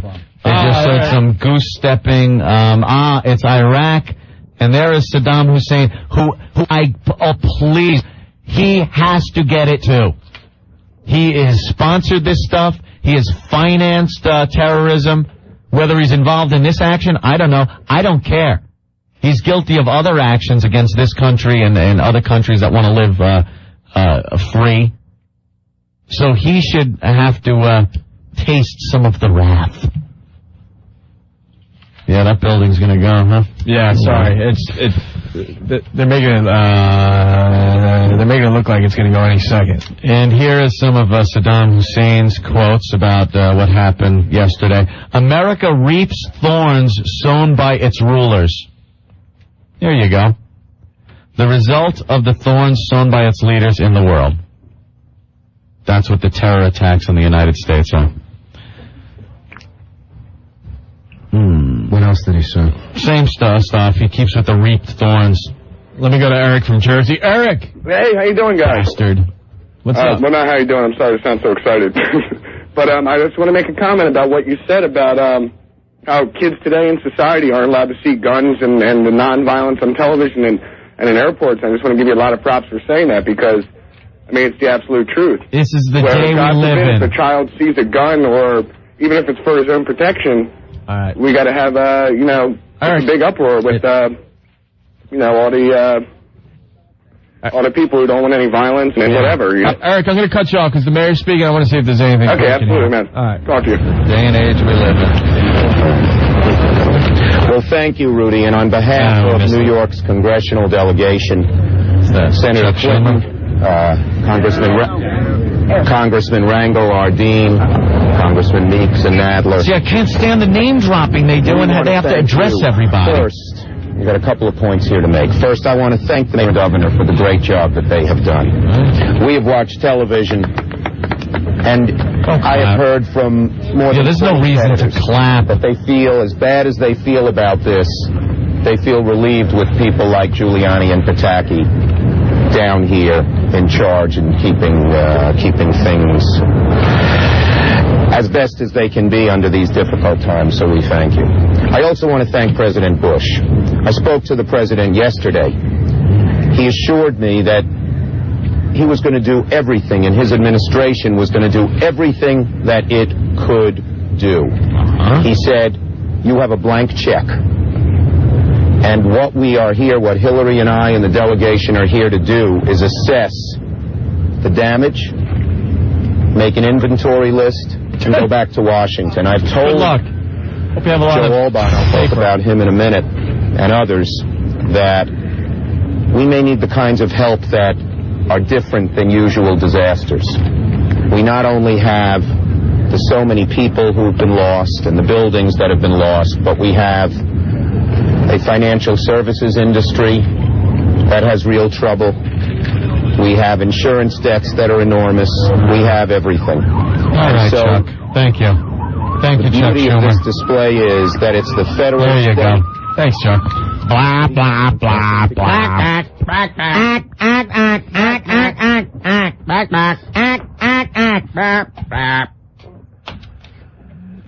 Yeah. All right, where do we go next? Making this up as we go along. My God. You know, we haven't taken a break yet today. I know. You ever think you'd see the day you do 4 straight hours of radio without breaking it all? Well, unfortunately, it's situations like this. You just, I'm so wound up and just annoyed Let's go to Alex. Alex, you're next on the Opie and Anthony Show. What's up, guys? Hey. I'd like to talk about national security for a minute and how many times it was breached during the 93 bombing of the Trade Center. Those guys that were held responsible came to this country with invalid visas and were detained at customs when they first arrived. They were then let go on a technicality. They then proceeded to purchase the chemicals needed to create the bomb that they made from public chemical warehouses. The worst part about it is their van that they had the chemicals in was involved in an accident on the way back from the warehouse, and it was impounded by the police. And those terrorists went to the impound lot the following day, filled out the appropriate paperwork, and got the chemicals back to make the bomb. Jeez, man. Yeah, just a cavalcade of screw-ups in that one. And that's just the way, and then it just went downhill from there. We didn't learn every from it. year it got worse and worse. Downhill because we didn't learn from it. We didn't make changes. I got to see what Hillary's going to say. Thanks, Alex. This afternoon to visibly demonstrate the strong commitment that we feel from our colleagues in the Congress on both sides of the aisle, and the very strong support that we've gotten from the President and the administration. Before Chuck and I left, we passed a resolution 100-0 in the Senate. And it denounced this evil act of terrorism. You didn't get a negative vote on that one? Who's voting against that? Who's voting against that one? It's an attack on every American, no matter where he or she lives. What a rah resolution that is. A strong statement of our unified commitment to rebuilding and reconstructing, as the mayor said. So we will continue to send over Bill's penis. All of our colleagues and the administration to make clear the extraordinary needs for resources, not just today and tomorrow and next week, for months and years to come, that will have to come from the American people and our government. I also just again want to thank the mayor and the governor for their leadership. It's like a friggin' award show. I particularly want to thank our firefighters, our police officers, our emergency medical, my flip mode squad, all of the help at all of our hospitals. You know, the people who've really been on the front lines, and many of whom we know have already lost their lives doing their duty to help everyone else. I don't know that there's ever been a time when an act of war, and that's what this was, called into action better prepared, more resolute, or courageous soldiers on the front lines to defend our country. But we saw that, and we're seeing it. And all of America, from everything we're told and the response that we're getting, understands that. And I believe that America will be behind New York in a way that will send a message to anyone near and far that, you know, New York is America, and America stands ready to defend what we care about, and that's this city and its people. And I thank everyone who's really been doing the hard work of trying to save lives, and we have to continue it, and we have to do everything possible to make sure that every life is that's possibly can be saved is. Thank you. So why don't we, before we call it... Oh, okay. Thank you. All right. Let's move on with Tammy. Tammy, what's up today? Tammy? She wanted to say that Krispy Kreme donuts saved her husband. Oh, how'd that happen? She hung up. Steve, you're next on the Opie and Anthony Show. Hey, guys, what's up? Hey. Did you guys hear anything about the Nostradamus predictions, the 9th month of the first year in this new century? Yeah, the guy had a blue turban, though, right? Everyone's been talking about this. You know, when I watched the special Nostradamus with wasn't it Orson Welles? Orson Welles. You know, in the fourth quatrain. If we read the third quatrain, the fish in the frozen fjords. It could be anything. What is a quatrain? When that came out, they were saying, and from this quatrain we can say this will happen in 1984. Yeah. Like, because the movie was done in like 79. Yeah. So they had all their predictions maybe 5 or 6 years ahead, and we can say without a doubt that they mean 1981. And those passed and passed and passed. You could look at anything and say, "Oh, a Nostradamus prediction." It's called being vague. Hey, Steve. Yo. What is the passage? Because a lot of people sent it to us, just in case people didn't. I don't know it verbatim. I just heard an allusion to it. Have that? What's that? In the new city. There'll be fire in the new city. Something about the city of York in the first year of the century. It never says York. It never says York. It never says that. And besides, these quatrains are all under interpretation. They're not even sure what code he was writing in. Right, it's not even at the English, time. right? I don't know what calendar he was actually referring to. All right, because he was an underground guy. I want the passage, just so, in case... No, I don't know if somebody else couldn't get it knows off the internet because those sites have been pounded. It was sent. Let's read the second quatrain. Crisp crumb coating. It was sent to us about 100 times, and I'm pissed I don't have it in front of me, but... God, if this proves that psychics are full of ass stuff... Call me now! Yeah, you don't know nothing. Psychics. Crisp crumb coating. You know, green peas. Nostradamus loved green peas. Call now, $9.95 a minute. The quatrains will be read to you aloud. Yeah, I don't quite buy the whole Nostradamus thing. But I tell you, when I saw it, scared the hell out of him. Oh, yeah. Well, I'd just like to know what's next. Well, we know what's next. Let's go, Bush. Yeah, we know what's next. The next, I want to turn on the TV and see some action on our part. That's what's next. Or should more buildings just fall down and we not do anything about it? Did that fall down? Opie. It's that's why I'm distracted here. No, it looks like it's going to go any second. So. Yumpin'. Oh, this guy has the quote. Let's see what Sean has. Sean, what's happening, guys? You had the. Hello, Sean. I think so. My friend emailed it. I got in the city of God there will be a great thunder. Two brothers torn apart by chaos. While the fortress endures, the great leader will succumb. The third big war will begin when the big city is burning. Yeah. And? There's the two brothers torn apart. There's the two buildings. The third big war. Oh, there you go. The two brothers torn apart. Doesn't sound very good to me, man. Wow. I could interpret the phone book. Yeah, I think the guy what happened yesterday. Something when he wrote that one, bro. Two brothers. Well, the towers looked alike. West Coast Dave sent the quatrain. Yeah, I'm deleting this email, man. It is not by Nostradamus. It is a fake. But I do remember something like that being said in that movie there, West Coast Dave, on the West Coast. Dave? When I saw that movie, it scared the hell out of me, and I've always been looking for a blue turban, because the guy's supposed to be wearing a blue turban. Yeah, someone sent us a math equation. This is how crazy people get with all this. Right. Hey guys, something coincidental you may want to talk about. The flights that were hijacked were from United and American. They were numbered as follows: 11, 93, 175, and 77. 11 equals yesterday's date. Right. Mm-hmm. 9 plus 3 equals 12, today's date. Mm-hmm. So that would take care of flight 93. 1 plus 7 plus 5 equals 13. Thursday's date, 9/13. 7 plus 7 equals... But read this. You know what math I want to hear? If a bomb leaves the United States at 2,000 miles an hour... And then, the guy lost me. It started off like, okay. 7 plus 7 equals 14. Friday's date, 9/14. Hopefully this will coincide. Hopefully this is a coincidence and the terrorists can't add. But if it is correct, there will either be acts of terrorism every day for the next few days or grant... Oh, please. I don't think so. Math equations, though.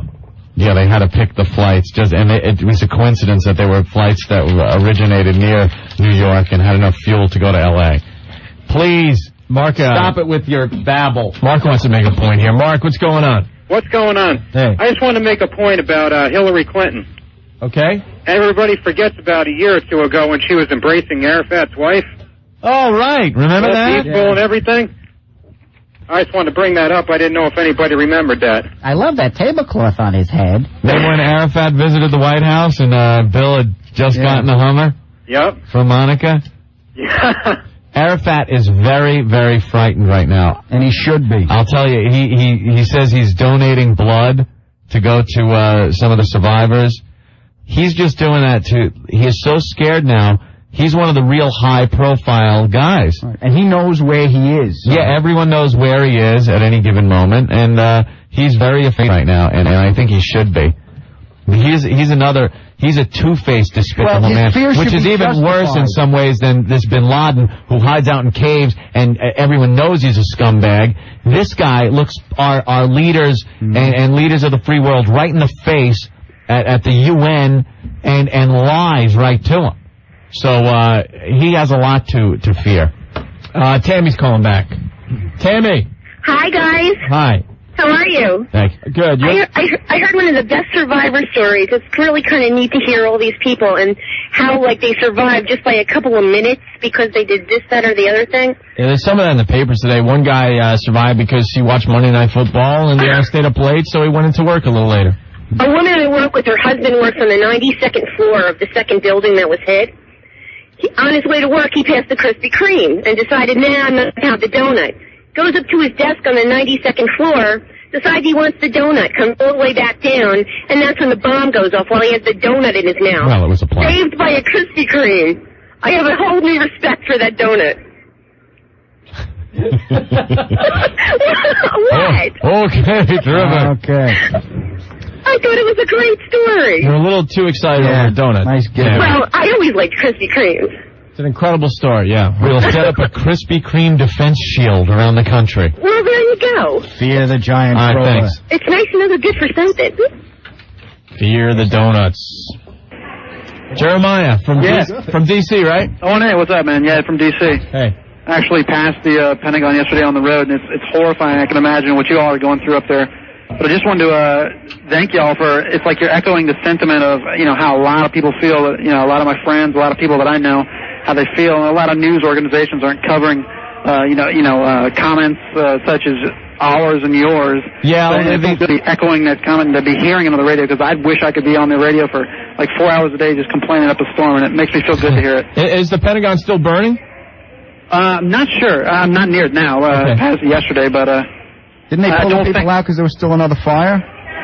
I'm sorry? There was still a fire or something? They had people Yeah, I heard some kind of problem like that, but I don't think it's... I just appreciate you echoing the sentiment of millions. Yeah, I kind of got tired of watching the news and listening to some of these anchors. Being all diplomatic, and it's not the time to be diplomatic. Yeah, they're guys, too, that, a lot of these news guys are just up there hoping they win one of these news awards for covering this story, and they're trying to get the little catchphrase or little angle that no one else is getting, and they're being very politically correct and stuff, and no one is really capturing the anger of this country right now, and it's making me sick. Yeah. Everyone is just pissed off, and that hasn't been addressed. Yeah. Well, thanks, guys. Appreciate it. All right, man. Yeah. Bye. Should we take a break, finally? Well, you want to take a break? I don't know. You want to sell some honey goat weed? No. Yeah, right? Howie? No. Huh? We go to Wins for a couple. You gotta take a leak. That's what I got. All right. I see everyone else squirming around here. We just went 3 straight hours. How about we do like a 2-minute break? Yeah. We can keep going if you want. Well, we could do that. I just want to get to John on line 2. John's right. Because that he disagrees with me. You know what? We don't have to take a break. No, that John would be. No. We don't have to take a break. You start with John, I'll take my league. All right. And then you take your league, and then Adam takes his league, and we'll just keep going. Line 2. All right, there's John. John. You better be there. Opie's got to take a league. John. Hey, John? You gotta be kidding me. Hold on. Let's try this. John. Hey, Johnny. He's gone. Yeah, he's gone. Well, what he said was he disagrees with me about the bombing because he doesn't, we don't know who did it yet. How many times do you have to say it? Oh, come on. The guy said 3 weeks ago in the London paper, look, this stuff's coming your way. And not only that, this isn't about who did it. We assume it's Bin Laden. Right. But it's not directly about who did this. It's about who harbors terrorists, who supports them, who gives them the money and the training facilities and just the place to sit their dirty asses down. Mm-hmm. That's what it's about. This isn't about retribution for this act. This is cleaning house for all the stuff that we've had to put up with for years. This is, as I've said before, Michael Corleone, the end of The Godfather. We take care of family business today. Stuff that built up for a while. Just because they're not directly responsible for this act, we have to clean up. We have to go into these countries that support terrorism and give these people safe harbor and make them think twice and make other countries think twice about harboring them. There's no upside for a country to harbor a terrorist. That's what the point we got to put across. We got to put across that if harm will come to you. Right. If you harbor them, we will screw you up so incredibly bad that there's no upside. And Afghanistan was all mad at us because of the sanctions we put on that country because they wouldn't turn bin Laden over. Right. Give us the guy. What do you want? We'll give us the guy that did this to us. You know why they're not giving us the guy? Why? He, first of all, has a lot of money and a lot of power. And they need that, Afghanistan. They're having their own battles. They need somebody with a lot of money and a lot of power. But no one is really hurting Afghanistan for holding on to this guy. No one's bombed Afghanistan for holding on to this guy. We just sit by while the coal gets bombed and people die, and we've done nothing. That's why we have to go in and clean house. Start with Afghanistan. Make it so they have to throw him out. Look, you can't stay here. Yep. America's pissed. You got to go somewhere. Another country now, he says, I would like to stay here and rest or get my army together here. Not here. Get my people. Oh, really? You do? What's in it for me? Because I know a bombing is in it for me. If you stay. Right. So pack up the camel and get the hell out of here. That's what I'm talking about, John, who hung up. That's why we can bomb these countries without knowing, who did this act. This is a war on terrorism, not a war on the terrorists that did this act. Yeah, we'll get them too. But this all of a sudden is a war on terrorism. And it's got to be fought seriously this time. Not a little half-assed, send a few cruise missiles and forget about it. Hey, let's go to Ron. Ron, who's in the Marines. Ron. Hey, what's going on, Owen? Hoorah. What's up, Ron? Hoorah. Hey, I just wanted to call in and say how right you guys are. It's amazing how much funding we spend on everything else, and yet we cut back on our national defense. We've castrated ourselves. We did, and now we're paying the price for it. We've castrated ourselves. We've cut so much out of the military, and people don't understand. Not only do we need it to protect ourselves and our country, it does give the country jobs. Yeah, the economy. The economy. A lot of people make money from the military just being there and being strong and being large numbers and having the bases around. Whole cities have been built on the fact that military bases are there. And they cut these programs and the bases, and this money has gone to programs that are they're meant for people that don't want them and don't care. They're wastes of money. They are wastes of money. The top priority should be that things like what happened yesterday don't happen, and we need a strong military and a strong intelligence agency to find out that stuff like this is going on and deal with it. That's a fact. And it's a shame that we've been going through this stuff for 10 years, and now we're backed in a corner to where we have to do something about it. Yeah. Because they just came to our backyard, and they screwed with us. A lot of people look at a terrorist strike like we saw yesterday differently than a military strike done by another nation with bombers. For some reason, the plane has to be green, doors have to open up, and bombs have to drop for people to go, oh my God, it's worse. This is worse. Right. It's our own equipment, and it's equipment you take for granted that flies over your head every day. And it was aimed at innocent people. Yeah. It wasn't aimed at a military installation. But for some reason, some people can't soak it in as real war. If you saw a foreign country's or a terrorist organization's plane fly over and bomb bay doors open up and bombs come out, paratroopers come down and murder people in the streets, you would be like, oh my God, we have to do something right now. Some people don't seem to understand that just because it was our aircraft You know, that was a personally guided jet fuel missile. Well, we don't know who the enemy is. Well, we know where they are. Right, and we know who's supporting them. We have to do something. It was a strike just as sure as it was if tanks rolled across our border and shot them with their guns. And guess what? If they did have a military and tanks and boats, they would be landing on shores. They don't have it. That's why they used our planes. The oceans, not enough to defend us anymore. It worked for many, many years, the fact that we were isolated by 2 huge oceans. It's not a fact of life anymore in this millennium. We have to deal with this right now, right where we are. Hell, these guys trained right in Florida. Yeah. Right in Florida. We let them come over here and use our schools to teach them to kill us. We got to stop worrying about upsetting people and upsetting groups and put the magnifying glass closer to some of these people. And find out who they are without worrying about stepping on toes or worry about a congressman that wants to get reelected having to receive too many letters from a certain group or organization or whatnot and say, ooh, am I going to get reelected? But we can't worry about this anymore. We got to worry about these people hurting us. Let's get Norton in here. Norton, what's up? Hello, everybody. Hey.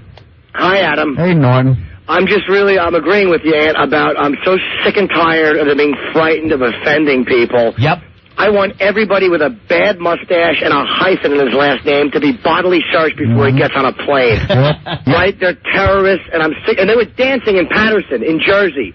Well, now I'm getting reports now that wasn't happening. Somebody had made that up, and the police chief from Patterson actually called up Don and Mike and said that absolutely was not true. Okay, well, they were dancing in their own homes. They were dancing somewhere. I'm sick and tired of it. We saw them dancing over there in the Middle East. They were loving it in Iraq. Yeah, running out of their filthy hovels and dancing in bare feet, these savage animals. With their dirty asses that just smell. Yeah, and their just stupid peeled-back foreskin they haven't washed. I am so sick and tired of it. There should be armed guards on every flight. Armed security, and they were talking about that, and then someone said, well, it's going to scare passengers. Like heading for Tower 2 to scare passengers. Absolutely. I would much rather have a professional armed marshal, somebody that his single job is to be trained in the art of taking out terrorists on aircraft, maybe the art of negotiating with these people right up until you blow his head off. I mean, it's got to be done. This is the new millennium that we are living in right now. Like I said, the new millennium didn't start 2000 in January. It started yesterday. Yep. This is what we are dealing with now.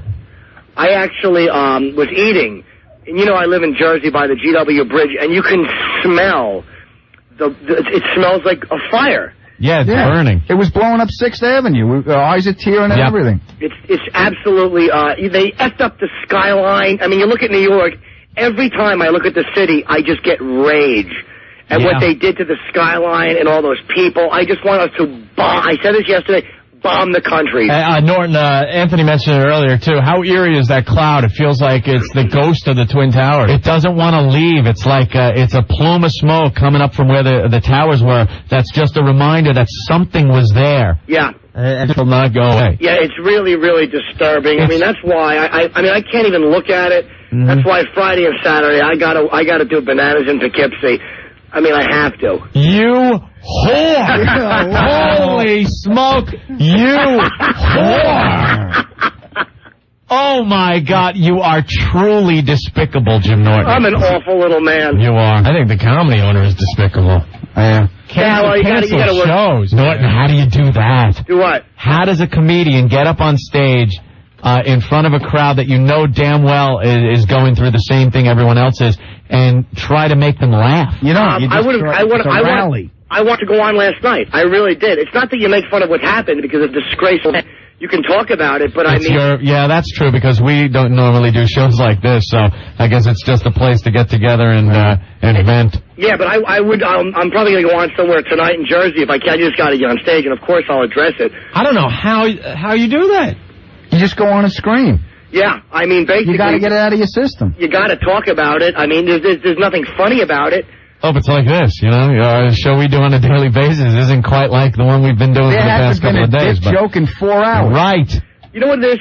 Because somebody on your show said it before. I mean, could Hillary Clinton say one thing that's realistic? No. Can they stop trying to get the poignant quotes. I'm sorry. I didn't want to see them singing, God Bless America. I don't want my Senate and Congress She to went look on like and thanked everybody. You know, you thank the cops, you thank the firemen, you do what you can to help, and then you figure out when are we going to strike back at these people. Yeah, standing around singing, I want to see anger out of these people. Colin Powell is the only one with any balls in the entire administration. Yeah, him. Newt Gingrich had some great remarks, too. Did any of you guys see Schwarzkopf on with Brokaw last night? Yeah. He goes, those bastards. And Brokaw didn't even know. He was really pissed. But you know something? I love that. There's a guy who just looked in and said, those bastards. You could tell what he was feeling. It wasn't a written speech trying to get the next line that'll end up in social studies books Giving a speech, years he from wasn't now. spitting out sound bites. Yeah, I don't want to hear the word justice. We got to sound like justice. I like when they're talking about punishing those who did it, because that implies big bombs. That's what I want to hear. I don't want to hear how resilient we are as a people and how they will not undermine the spirit of this great nation. We know that. I want a rallying cry. We have nothing to fear but fear itself. Let's go get them. Exactly. Yeah, exactly. I want to hear somebody finally express This anger. was our finest hour. That's it. That's what I want. That's it. I'll follow you. That's the guy I'm going to follow. Absolutely. Are you guys in Manhattan today, or you get into New York? Disclose that. Yeah.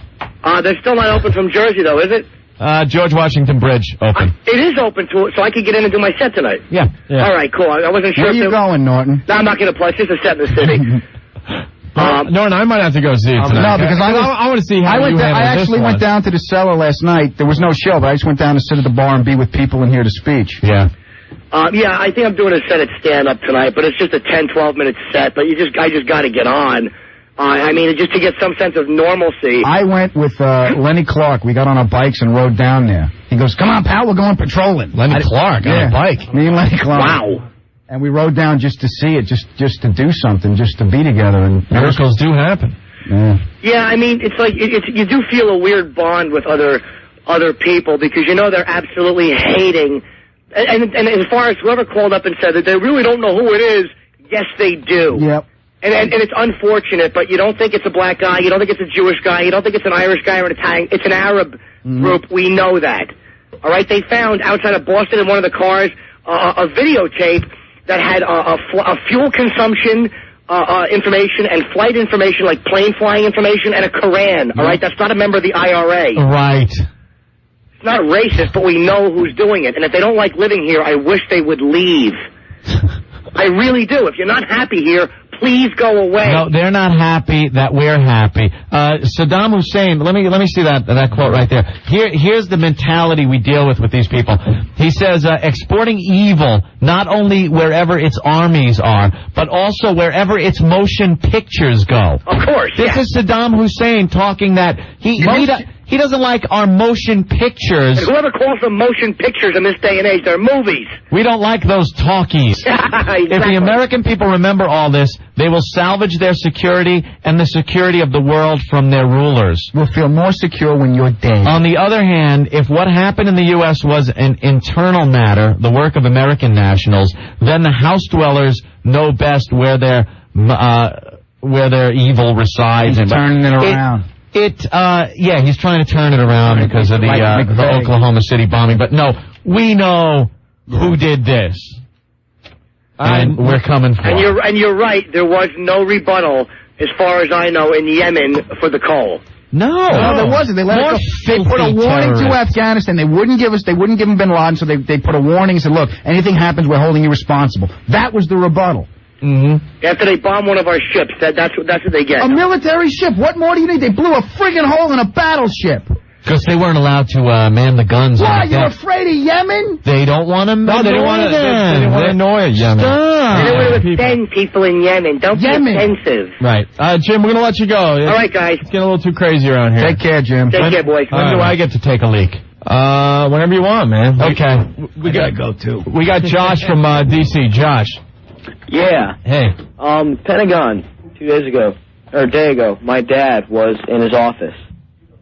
And I have no idea who these people are, I have no idea why they're doing this, but they decided to fly their plane into my dad's office. And, I'm feeling this. a lot more intensely than anybody else is. Wait, Josh, so your dad's dead? Yes. Oh, my God. I mean, these people killed my father. They killed my family. Right now, I'm 16. I got 15 days till I'm 17. And if we go to war, first thing I'm doing, I'm going down to a Marine recruiter's office and filling out papers so I can go over there and I can give these guys what they deserve. Yeah, I mean, and what do you think they deserve, Josh? Nothing less than death. They deserve nothing less than to be shown that their actions shouldn't be tolerated. These things can't be tolerated in America. That's not what we're based on. I mean, we've let these people come here. We give them a home. Hell, we give them money. Our government gives them money to live here. And the thanks they have to show for this is killing millions of innocent Americans, thousands, I'm sorry, of innocent Americans for no reason. You're right. You're right, man. I'm speechless. I mean, what do you say to something like that? Your dad was just at work, right? He's an Army intelligence officer. He was sitting in his office. Right. I had people come into my school and tell me what had happened, and I was devastated. Nothing else to do. I'm sitting there in my government class, sitting there going on about what's going on, and my guidance counselor walks in the door and drags me out in the hallway and said, "Your father works in the Pentagon, right?" Right. Yeah. And from there, everything just went straight down. Jesus. All right, Josh. Well, thanks for sharing today.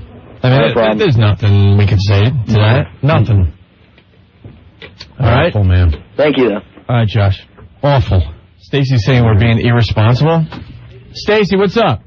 Man, I mean, you guys are totally entitled to your opinion, but I think you're being totally irresponsible. In what way, Stacy? You guys are inciting people to violence. In what way are we inciting people to violence? What do you mean? Inciting people to violence in this street? I mean, on our streets, or inciting our government to violence? I'm afraid that you guys are talking about nuking and blowing up and hurting people. You are inciting people to hurt other people in the United States. How? Because we're never. No, let me tell you something. You know it wasn't an Irish person. You know it wasn't a black person. Well, you know what? The Arabs, anyone who's from Middle Eastern countries, are very obvious. And you're by advocating this.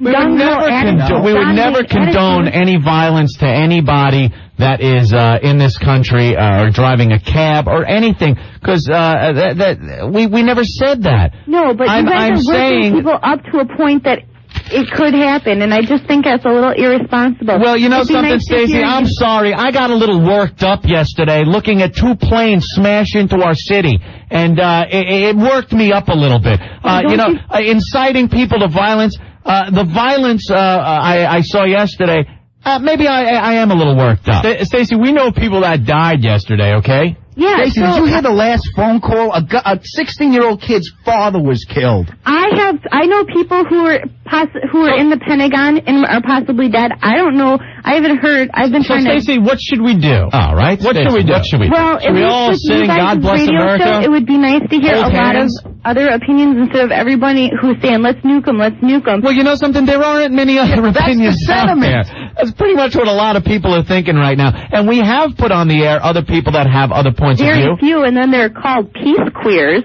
Yeah, the peace queer that I called up earlier, yeah. I mean, I've been listening to you guys, and I'm glad to hear that there's this forum talking about the issues. All right, but we're not controlling the phone calls. This is what's coming in. You're voicing your opinion. Right. You guys are just also feeding the fire, you know? Feeding the fire? No, the fuel in the planes they crashed into our buildings fed the fire. This is... Aren't you outraged, Stacey? Oh, I am certainly outraged. And what would your answer be to this outrage? My answer is to find out who did it and punish those people. Not innocent people need to die. How do we punish and you know what? How do we punish this guy? How do we punish? Fighting terrorism with more terrorism? No. It's not called terrorism. It's called war. No, it's war. It's still... Stacey, take a flight from Cleveland to New York City. I'll personally give you a tour of what's going on about 3 miles to my right now. Terrorism and war... You can help pick up body parts. No, they're not. No, they're not. Terrorism and war are not the same thing. Innocent people were killed yesterday. If we go and bomb the crap out of Afghanistan, and don't care who we're aiming at, and we kill a whole bunch of people who have nothing to do with, like, the military. Then maybe they will think twice about harboring a terrorist. No, terrorism is when you're going about your life and all of a sudden you're dead. You're trying to work. You're going about your life. Your government is very just, very generous with its support in the world. It is pretty much the world's police force. So you're saying terrorism only happens to democratic countries that, really aren't democratic in the first place? There's no such thing as, No, there's terrorism all over the place. You're saying it's only to just countries. No, I'm saying this is our version of what happened yesterday. These are who terrorized us. We didn't ask for this. We didn't do anything that justified them doing this. Now our response is going to be harder than what they dealt us. This is the only language they understand. And Bin Laden is being supported by Afghanistan. Cut off. Hey, I'm all for going and killing the people in the military who were helping to orchestrate It wasn't the military. And can you hear me? Yeah. Wait, Heather's on the line with Stacy. All right, I want to just tell you one thing, okay? My brother's in the Marines. Okay, he's in there. They shipped him out yesterday. Yeah, I know. And you don't have any problem with, my brother going over there and risking his life for your ass so you can wake up in a safe country tomorrow? I'm sorry, you can't tell me that there's too much violence. The only language these people are going to understand is if you blow up their family and make them suffer the way that we are. Last person to suffer and gives up wins, right? Or loses. That's it. Yeah. I'm sick and tired of this country. We are a tough country. It's a little something called Vietnam.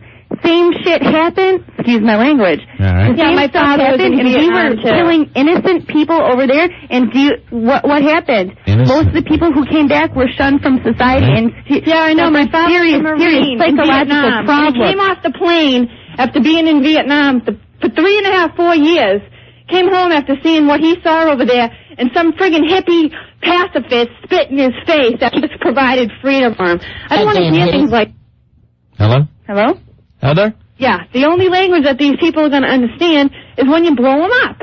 Yeah. We claim we have all these balls and we're like this tough country. Show them for once. Right. What's about making friends and shaking hands in other countries? That has nothing to do with it. That same opinion can be handed over to the same people and they can say it back to us. You know what? We're a bunch of assholes. I feel this way because of what they did to us. Mm-hmm.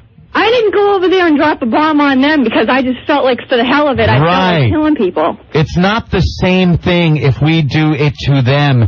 It is a response to their terrorism. Right. And it's all they understand. Justified. So you're saying we can't fight violence with violence? Is that what you're saying? I'm saying it's not the intelligent thing to do. So we They don't understand intelligence. What do you want us to do? Go over. You're going to reason with someone that thinks that if they fly a plane into a building, they're going to get closer to God? You're going to reason with that person? Right. What do you think the politically correct thing to do is? Request a letter from them? Having higher military presence, it probably would not have stopped this thing from happening. Maybe it didn't stop it from happening because we weren't looking behind our backs, but now we're going to shove it in their face. We should shove it in their face. Should we also intern all the Afghanis and Arabian people or people from the Middle East just like we did during World War II? Would that help solve the problem? Did we mention anything about internment, Stacy? No, but I'm asking you, would that help solve the problem so that we're watching our back? You know what? If we weren't so worried about people that, and I'm not going to sound like a racist because I really don't think I am until this whole thing. Don't worry about it. But what I'm saying is, if we're so damn worried about having a friggin' lawsuit up our ass because of discrimination charges, then maybe these people wouldn't be in the position to screw us as they are. There you go. We're all scared. We're walking on eggshells. Let's intern everybody who does not look like an Avatar. Now you're on Stacy, you're on the other side of the spectrum now. You went all the way to the other side of the spectrum. There's a middle ground here where we don't have to tiptoe around and be so politically correct and, like Heather said, be afraid of lawsuits. We can go a little the other way though and look into some people a little closer. If you're coming over from an Arab nation with of student visa and you don't go to school, maybe you're doing something else here. Further, that's not what any. No, that is what I'm talking about. How do you think these people got in the positions to get through 2 planes in 15 minutes? How do you think these people got in the position so that they slipped through? There was somebody on the inside. There was somebody on the inside letting them in there. Come on. Okay, well, and even if there wasn't, okay, the reason that those people were in the job in the first place. Two different airlines. 5 planes. No, but somebody got them into the country. Stacey, you're infuriating some people. Gonna hang up on you now. Yeah, I think what you're doing is working people up. I'm sorry, Stacey. Because I'm advocating that we don't go nuke other countries. Okay, well, when they start World War III, when they're knocking on your door, we got to make sure this never happens family gets again. blown up, we'll Don't see you if you're still understand singing that? the same song. You know something? I feel a little bad here because I assumed, and stupid effing me, I assumed that if you were in other parts of this country and saw it on TV, maybe you felt the same thing we felt just a couple of miles away or absolutely at ground zero where this happened. But for some reason, it didn't translate over TV, I guess. I guess what Stacey saw wasn't strong enough, and we really, I guess, only the people that are right around this horror actually understand what happened, because Stacey apparently doesn't Stacey, understand. we're smelling death today. What are you smelling? You go outside, you take a breath, you smell death is in the air. Maybe you need a little of that. I want to know what she really thinks. If this guy came in and her family was all dead in there, would you still be singing the same song? Would you still be saying that, you can't fight violence? If you watched your mother or your father dying. Did I not say that we need to hurt the people who actually did it, but we can't go around killing innocent people. But the people the people who are hiding them are not innocent. It's called collateral damage. Who is innocent? What, the little kids that are screaming and clapping and cheering at 5 years old? They don't even know what they're talking about. Future terrorists. They don't know what they're talking about. That's called being innocent. No, it's not. No, it's not. It's called being brainwashed and being a threat to this country. You know who's innocent? The poor people in their buildings, the poor cops and firemen that went to try to save people. Right. I agree with you. Those same little kids that you're calling innocent are going to grow up and carry guns just like their parents. They're weapons under construction. That's what they're being taught. Oh, are you going to go over there and teach them something inherent in them? So we'll send teachers over there, Stacey, to teach them a better way. It's a lost cause. The only thing we can do, you can't teach a roach not to walk out of your wall and eat a crumb. You kill it. That's what it is. They're roaches. You don't teach it. You don't teach things that it's instilled in these people. From the time they're kids waving flags, celebrating death of Americans, they're not children at that point. They are weapons under construction. During, the 50s and 60s, and they learned that all the communists were pigs, and, all the other racial epithets for, Asian people for, who in Vietnam and stuff. Well, apparently then, by your standards, then they would have to be considered roaches too, because a lot of people, back in, the 40s and 50s were brought up to hate other people because of, what the government was and everything. We taught people to hate, Vietnamese. We taught people to hate communists. And we evolved past it. Just as bad as the other people. Stacey, I think you're entitled to your opinion just like everybody else. Yeah, we're just as bad. All I can say to you is that the same thing you're talking about is what I feel got us into this problem in the first place. I'm not naming presidents. All I'm saying is that if we spent a little more time considering our own citizens in this country, rather than going around and shaking hands in every other friggin' country, like you said, and then they're talking crap to our faces, and we're sitting there smiling and taking it. Yeah. That's what got us into this. Who cares about foreign affairs? To a point you have to do that, I understand. But to another point, you don't give up your own citizens, and you take care of your own country first. Let's not worry about stepping on toes and take care of our own asses. That's right. We have to. Where are we going to be? Where are we going to be laying there with bombs going off on our heads, blowing our kids up and blowing our families up, and then sit there and say violence isn't the answer as your last breath coming out? Hey, Stacey. Why are you so upset about if we get blown up, not that if other people get blown up? Because we didn't same thing. People are going to die, and it's not right if they deserve it. If they're innocent people, they don't deserve to die. You know what? They wanted to die. They wouldn't have crashed themselves suicide into a building and killing a million other people. Those people did that. Those people deserve to die because of that. Where do you think that came from? You think it was just them in a little country called Those People, and they just hopped on the plane, and that's all that was left is just those people? They're ingrained. They're in a lot of different countries in this world. It's not just a group that you can find and take care of. You have to weed them out of the countries that support them and allow this to go on, Stacey. We're not terrorists, like you say. We're not as bad as them. Look at the last war, the Persian Gulf War. We went out of our way to keep civilians from being killed at the risk of pilots.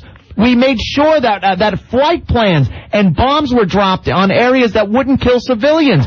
And is that terrorism? That's good. That's wonderful. And that's what... It doesn't work. That was the way of the 1900s. We're in the 2000s now. The new way is to F them up so bad that these countries think twice about helping these terrorists out. That's how Saddam got away. We were too careful. Too careful. That son of a bitch should have been dead. We should have blown up Saddam when we knew where he was, and we were so worried about taking out innocent people, quote, your innocent people, that look who's doing it now. See? Came back to bite us in the ass. Heather, thank you. Thank you, guys. Bravo, Heather. I needed to vent, all right? Stacey, turn on the TV and look what's happening in this world. Check out the front page of your paper, right? Yeah, watch the people falling 80 stories out of windows to their death. That just wanted to go to work. Unbelievable that thinking like that. That's the thinking that got us here. Mark, what's going on? You're next on the Opie and Anthony show. Hi, I just wanted to tell Stacey that, you know, they bombed Gaddafi, they killed his son 15 years ago, and he hasn't been heard of since. One of the biggest terrorists of the early 80s was Muammar Gaddafi. This son of a bitch was responsible for so many terrorist acts, and what happened? Ronnie Reagan sent the planes in, bombed him, he wound up killing his daughter, and we never heard from him again, this guy. That's right. Never heard. He straightened his ass right up. That's right. I watched yesterday, I was 5 blocks away when the building fell, and I say just, you know, do whatever you can to kill these people. All right. Yeah. Thanks, Mark. Thank you. We got the board out from Cleveland, our Cleveland station. Dan, what's up? Dan, you still on the line? Yeah, I'm still here, man. What do you want to say? Hey, Cleveland is going nuts because Stacey is from Cleveland. Right. I'm the producer. I'm the guy that runs the board at 92.3, and Cleveland is just absolutely going nuts that she even said she was from Cleveland. I'm telling you that right now, guys. I have a feeling the vibe there in Cleveland is a little different than she was putting across. I want you, and everybody wants you guys to know that is not how Cleveland feels. She is one person in a huge city that's behind everybody in New York. Yeah. Oh wait, her last name is coming in. It was Stacey Bin Laden. Oh, I'm sorry. Now it makes sense. Yeah, we know that, Dan. Thank you. All right, guys. Later. Thanks, man. Let's go to Francesco. Francesco. Hey, what's up, guys? Hey. Yeah, the remark to that Stacey chick, I don't know if you guys remember yesterday when there was you see those people hanging out the windows, and beneath them, the plane already crashed. Those people had no way of getting out. The stairs were gone, and the last chance of hope was people looking at them. And by looking at them on TV and just watching them, and you know that there's no way they're alive, how can this freaking twat, Stacey, say something like that? These people had no way of leaving. They're stuck up there. Only God knows who can help them. They had no way of getting out, and that's the only last cry for help. And it amazes me that it's unbelievable. I can't help, especially a woman like that, saying something like that. It's like choking her right now. It amazes me that there's people out there like Stacey that think that, and she is, you know, I hate to say it, but she is entitled to her opinion. Oh, yeah, but I can't understand how you could watch something like what happened yesterday and have that mindset. We tried it her way. It's been her way for so long. We don't go into other countries and bomb them on the basis of them supporting a terrorist. We haven't done this before. Like I said, we're very surgical with taking out military targets and trying to save the civilians.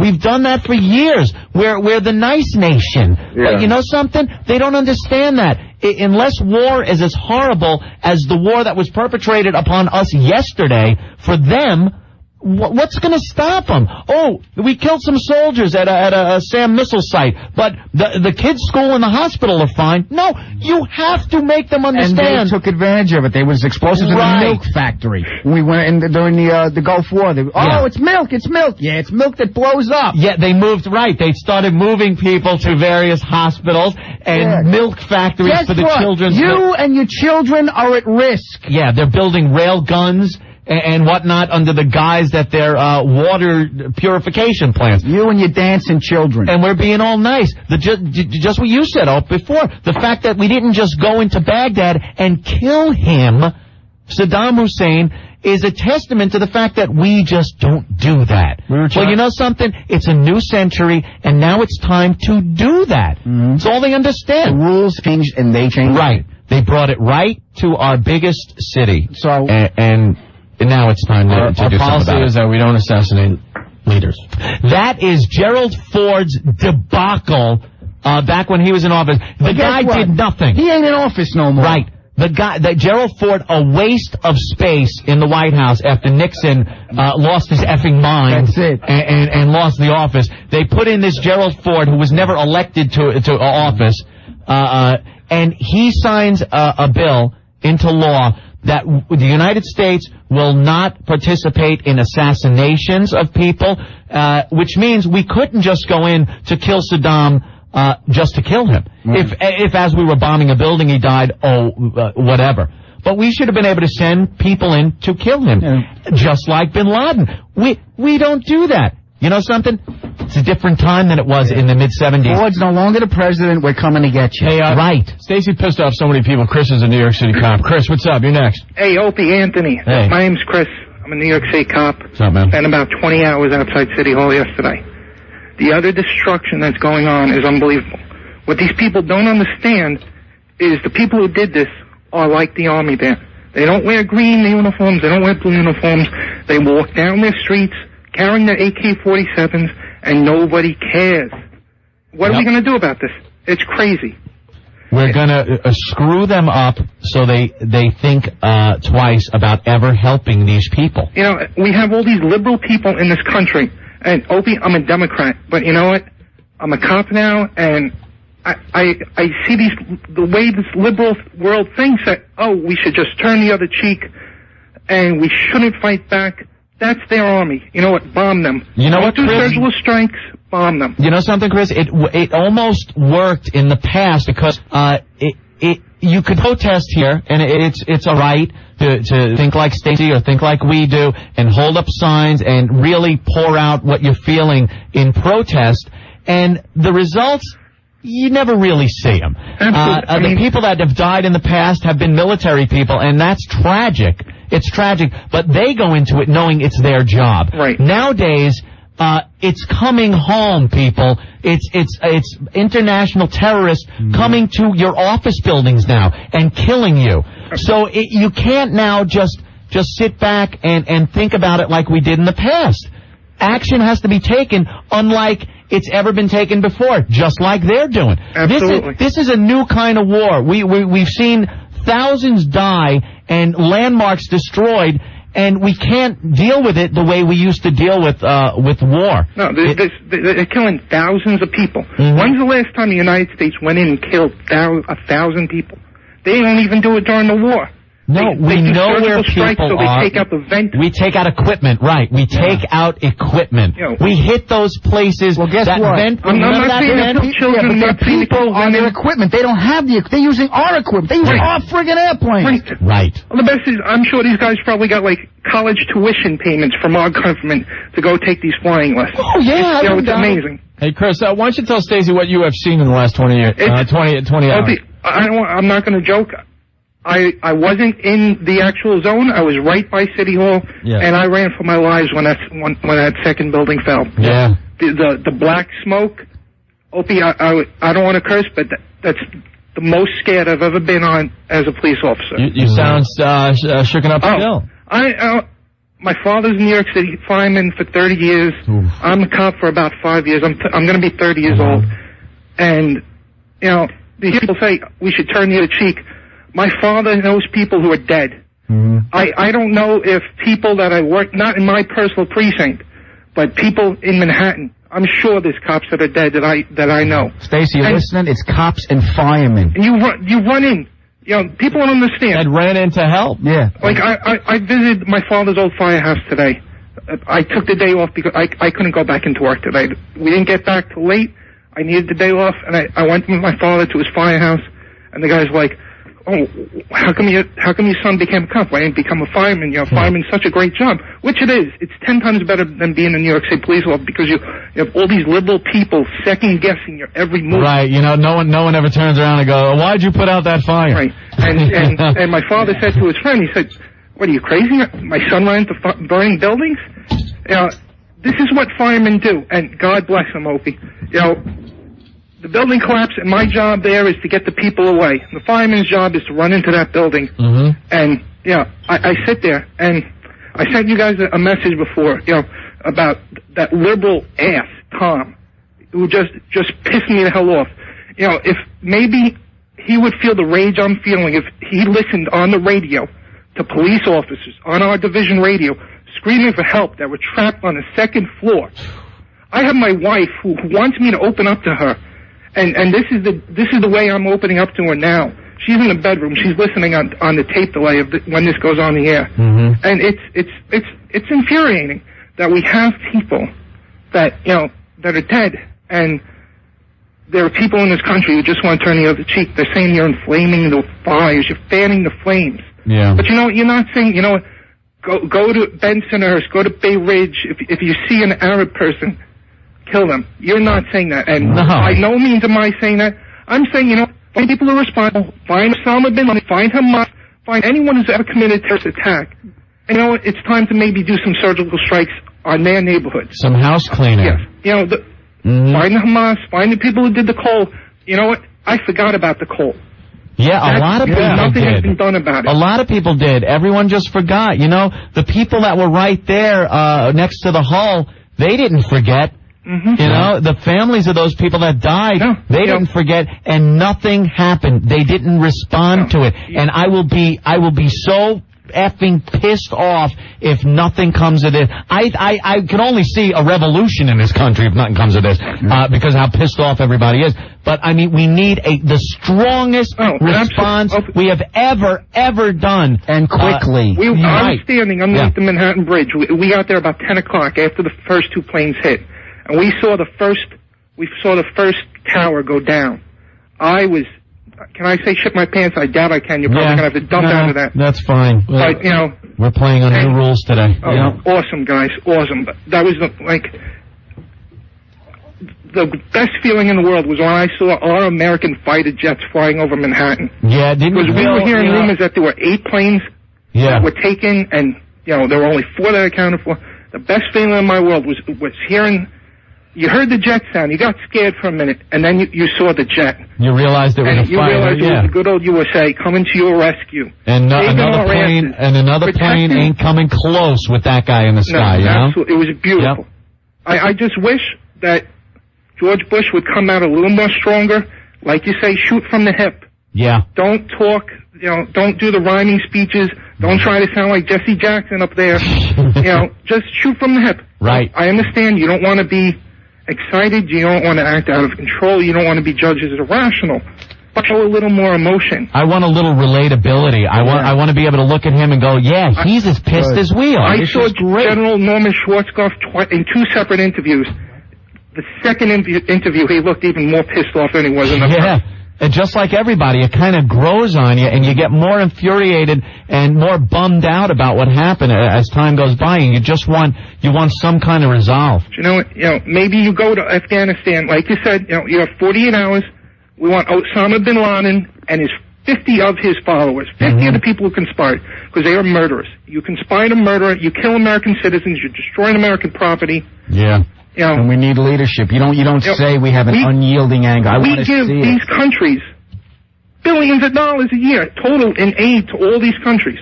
Yeah, it's about time we get some of that back. And we help out whenever there's a natural disaster. Who's the first country there? Exactly. And are our children waving flags, laughing at their misfortune? No, they fill out cards. They send get well cards to the children of countries. Yep. I mean, and they're raising their little animals just to turn into war machines.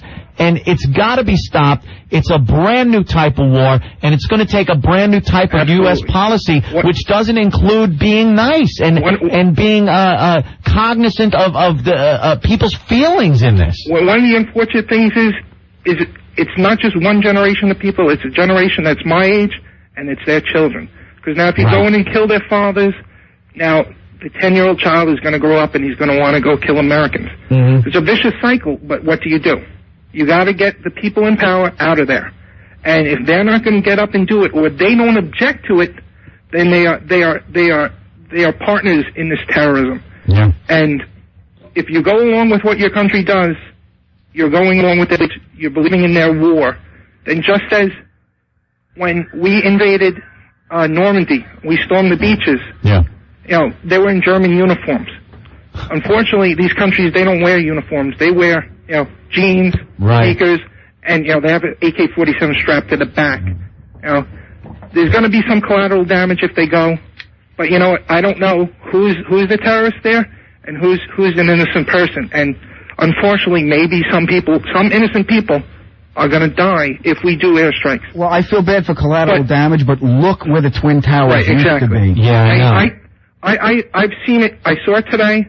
I saw it yesterday, and I can't remember what the Twin Towers looked like. I know, yeah. I can't remember exactly where they were. You know something? It's strange you say that. When I was driving in today, we were looking at where the Twin Towers were, and I couldn't figure out how tall they were, how much taller than the other buildings they were. I'm like, did it go up to there or there? You just forget. And you realize how much of the city was just taken away. Such an important part of New York City was just taken away, and it just pisses you off, man. Opie, Anthony, I'm going to get going because I want to cut the lines. I just want to remind everyone about the innocent people that died yesterday. Yeah, let's not forget. And the families. There's got to be 50,000 families that lost people yesterday, or know people who lost people. All right, Chris. Fathers who lost their sons who were cops and firemen, and children who now won't have fathers if they were firemen. It's just sad. Give blood. Donate money to the charity they're setting up. And you know what? We live in this country, and it's a beautiful thing, and you have the right to believe what you believe. If you want to be a liberal, you can be a liberal. If you want to be a hawk, if you want to be a conservative, can be a hawk and a conservative. I try to stay moderate. At times like this, you got to return vengeance with vengeance. Yeah. And that's what it is. All right, Chris. Opie, Anthony, and just one more thing. My brothers in blue and all the firemen out there, be safe. All right, bye-bye, guys. Thank you. Wow. Jenny. Yo. Hey. How you doing? Boys, I got to tell you that this has been the most profound sadness I've ever felt in my life. To view the democracy that I know took care of me every night when I went to sleep, being attacked by this evil. And I called you, first off, to tell you about something that I found very inspiring to happen. But I got a couple more responses after that, okay? All right. Well, yesterday, in a profound sense of loss and weeping and disbelief, I watched the television all day. I tuned into you guys for a brief while, and I heard somebody say, listen, fly the colors. If you do nothing else, get a flag and put a flag where somebody could see it. And I got myself together today and decided to go out and buy a flag. And I went to someplace I never go. I went to Kmart. And right at the door, they had flags. And I grabbed the flag, and I felt a little corny. I didn't know if, people were going to be looking at me as if I was a radical. Did they up the prices of the flags? No. Like they're doing with the gas? About $1.50. Oh, another thing. Let me just interrupt for a minute. But listen to this, fellas. Here I am online with my flag. And all of a sudden, next to me, around me, I see all walks of life. I'm talking clearly, construction workers, guys that just got off the job. I'm talking teenagers. I'm talking everybody with their flags. Behind me, people are excusing themselves out of lines. They're getting flags. Oh, yeah. Before you know it, and we're all giving each other the high. You know what I mean? Everybody gets one. There's got to be a rush to the flags. There's got to be about 20 or 30 people, right, buying 3 and 4 flags at a time. I got them pasted up all on my windows now. But I need to respond to something that I heard earlier on the television show when somebody called in, and Anthony, and thank you for correcting him, when he said, this is what the Israelis deal with every day. Yeah. Absolutely not. In fact, if it wasn't for the Israelis, I dare say we wouldn't be the target we are. Now, the other side of the spectrum. Let me tell you something. Yeah. Drop bombs. Everybody's been saying that. That's the easy way out. That's not the way we're going to do this. You know what we're going to do? We're going to mobilize an army, and we're going to teach them a lesson. And we're going to take care of Uncle Saddam, who is definitely a part of this, who's definitely lending money, military strategy, and whatever else he can because he got his ass whipped so bad. And what we're going to do is teach the lesson that we taught in World War II. We're going to mobilize an army, we're going to occupy their countries, and they're going to be our bitches. Well, that would be nice. All right, Jenny, thank you. You know what the scariest thing was yesterday? The Statue of Liberty with the Twin Towers gone and all the smoke around it. Oh, I know. That scared the hell out of me. Well, there were other, targets that you would imagine they would aim for, but they weren't just going for symbolic. They were going for loss of huge amounts of life. Because there were other things that could have done more damage, but the loss of life, they knew, was right there. Eric, what's up? Hello? Hey. Yeah, man. Fucking yesterday, when the second building fell, I was like, man, fucking scared, man. Cause, wait, Eric? Yeah. What's the F word? We really want this on the air, and we have no idea how they're handling the show down the hall today, so... Yeah, but just try to, try not to tear that out. We want to get your feelings on the air, okay? It's just that I'm really, I'm pissed, man, because, I have two cousins and a best friend that work in building 2. Yeah. And my cousin worked on, the 70th floor. And, my best friend worked on, the 50th. And, they found their bodies.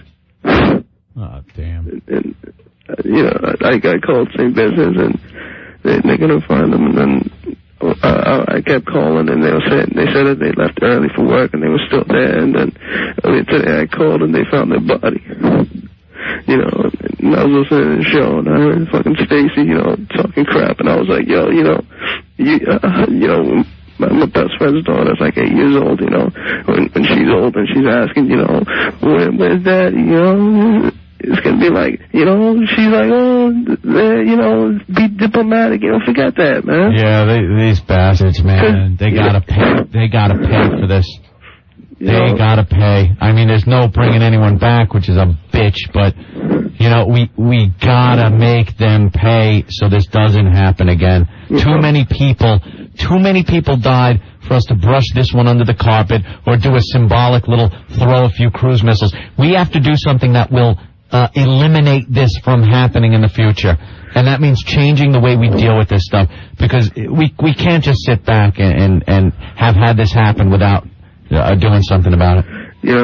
I was when she was talking, I was just thinking when she she's 8 years old right now, and when she's 14 or 15 and asking where's my dad, I'm her godfather, so right now she looks up to me because she has no father figure. How am I supposed to explain that he died in this?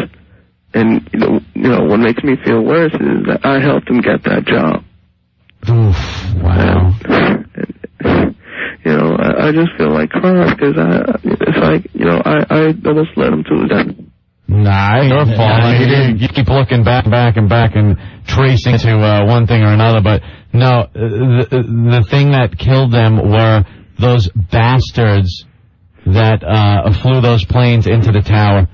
They should just take all those turban heads away and just kill them all. Hey, tell her, he died in a war. Because that's the truth of it, man. Well, yeah. Awful. Eric, man, you take care. Take care. There you go. One of the many stories like that. Just heartbreaking. The guy that called in. Just heartbreaking. I was on the phone with a trooper. If the guy that called in about the story with the 3 guys getting on the plane. Yeah. Remember that call right before I came in? Mm-hmm. If he's out there, call back in because there's some authorities that want to talk to him about it and what he heard. Oh, yeah? Yeah. Look at that. All right. How do you deal with something like that? How do you deal with something like that? Why do we have to sit here and even deal with this? There's thousands of those stories today. Thousands. Yep. And this ain't even the 100th of it. How the hell are we going to sit back and bury over 400 fire and policemen. How does the city do that? It's not even 400. There's thousands of people. Yeah, well, they don't have any final number, but it doesn't matter. You know, when recently 3 New York firefighters died in the line of duty. Father's Day. Yeah. Or right around Father's Day. The city fell apart, man. It was heart-wrenching to sit and watch this. How do you deal with hundreds? We shouldn't have to, and for some reason hundreds now we of do. fire guys. Just thousands New York of City people. Police. Yeah. I'm so disgusted. But maybe I'm working up people too much. Am I? No. Am I working people up a little too much? It's raw emotion. Work people up.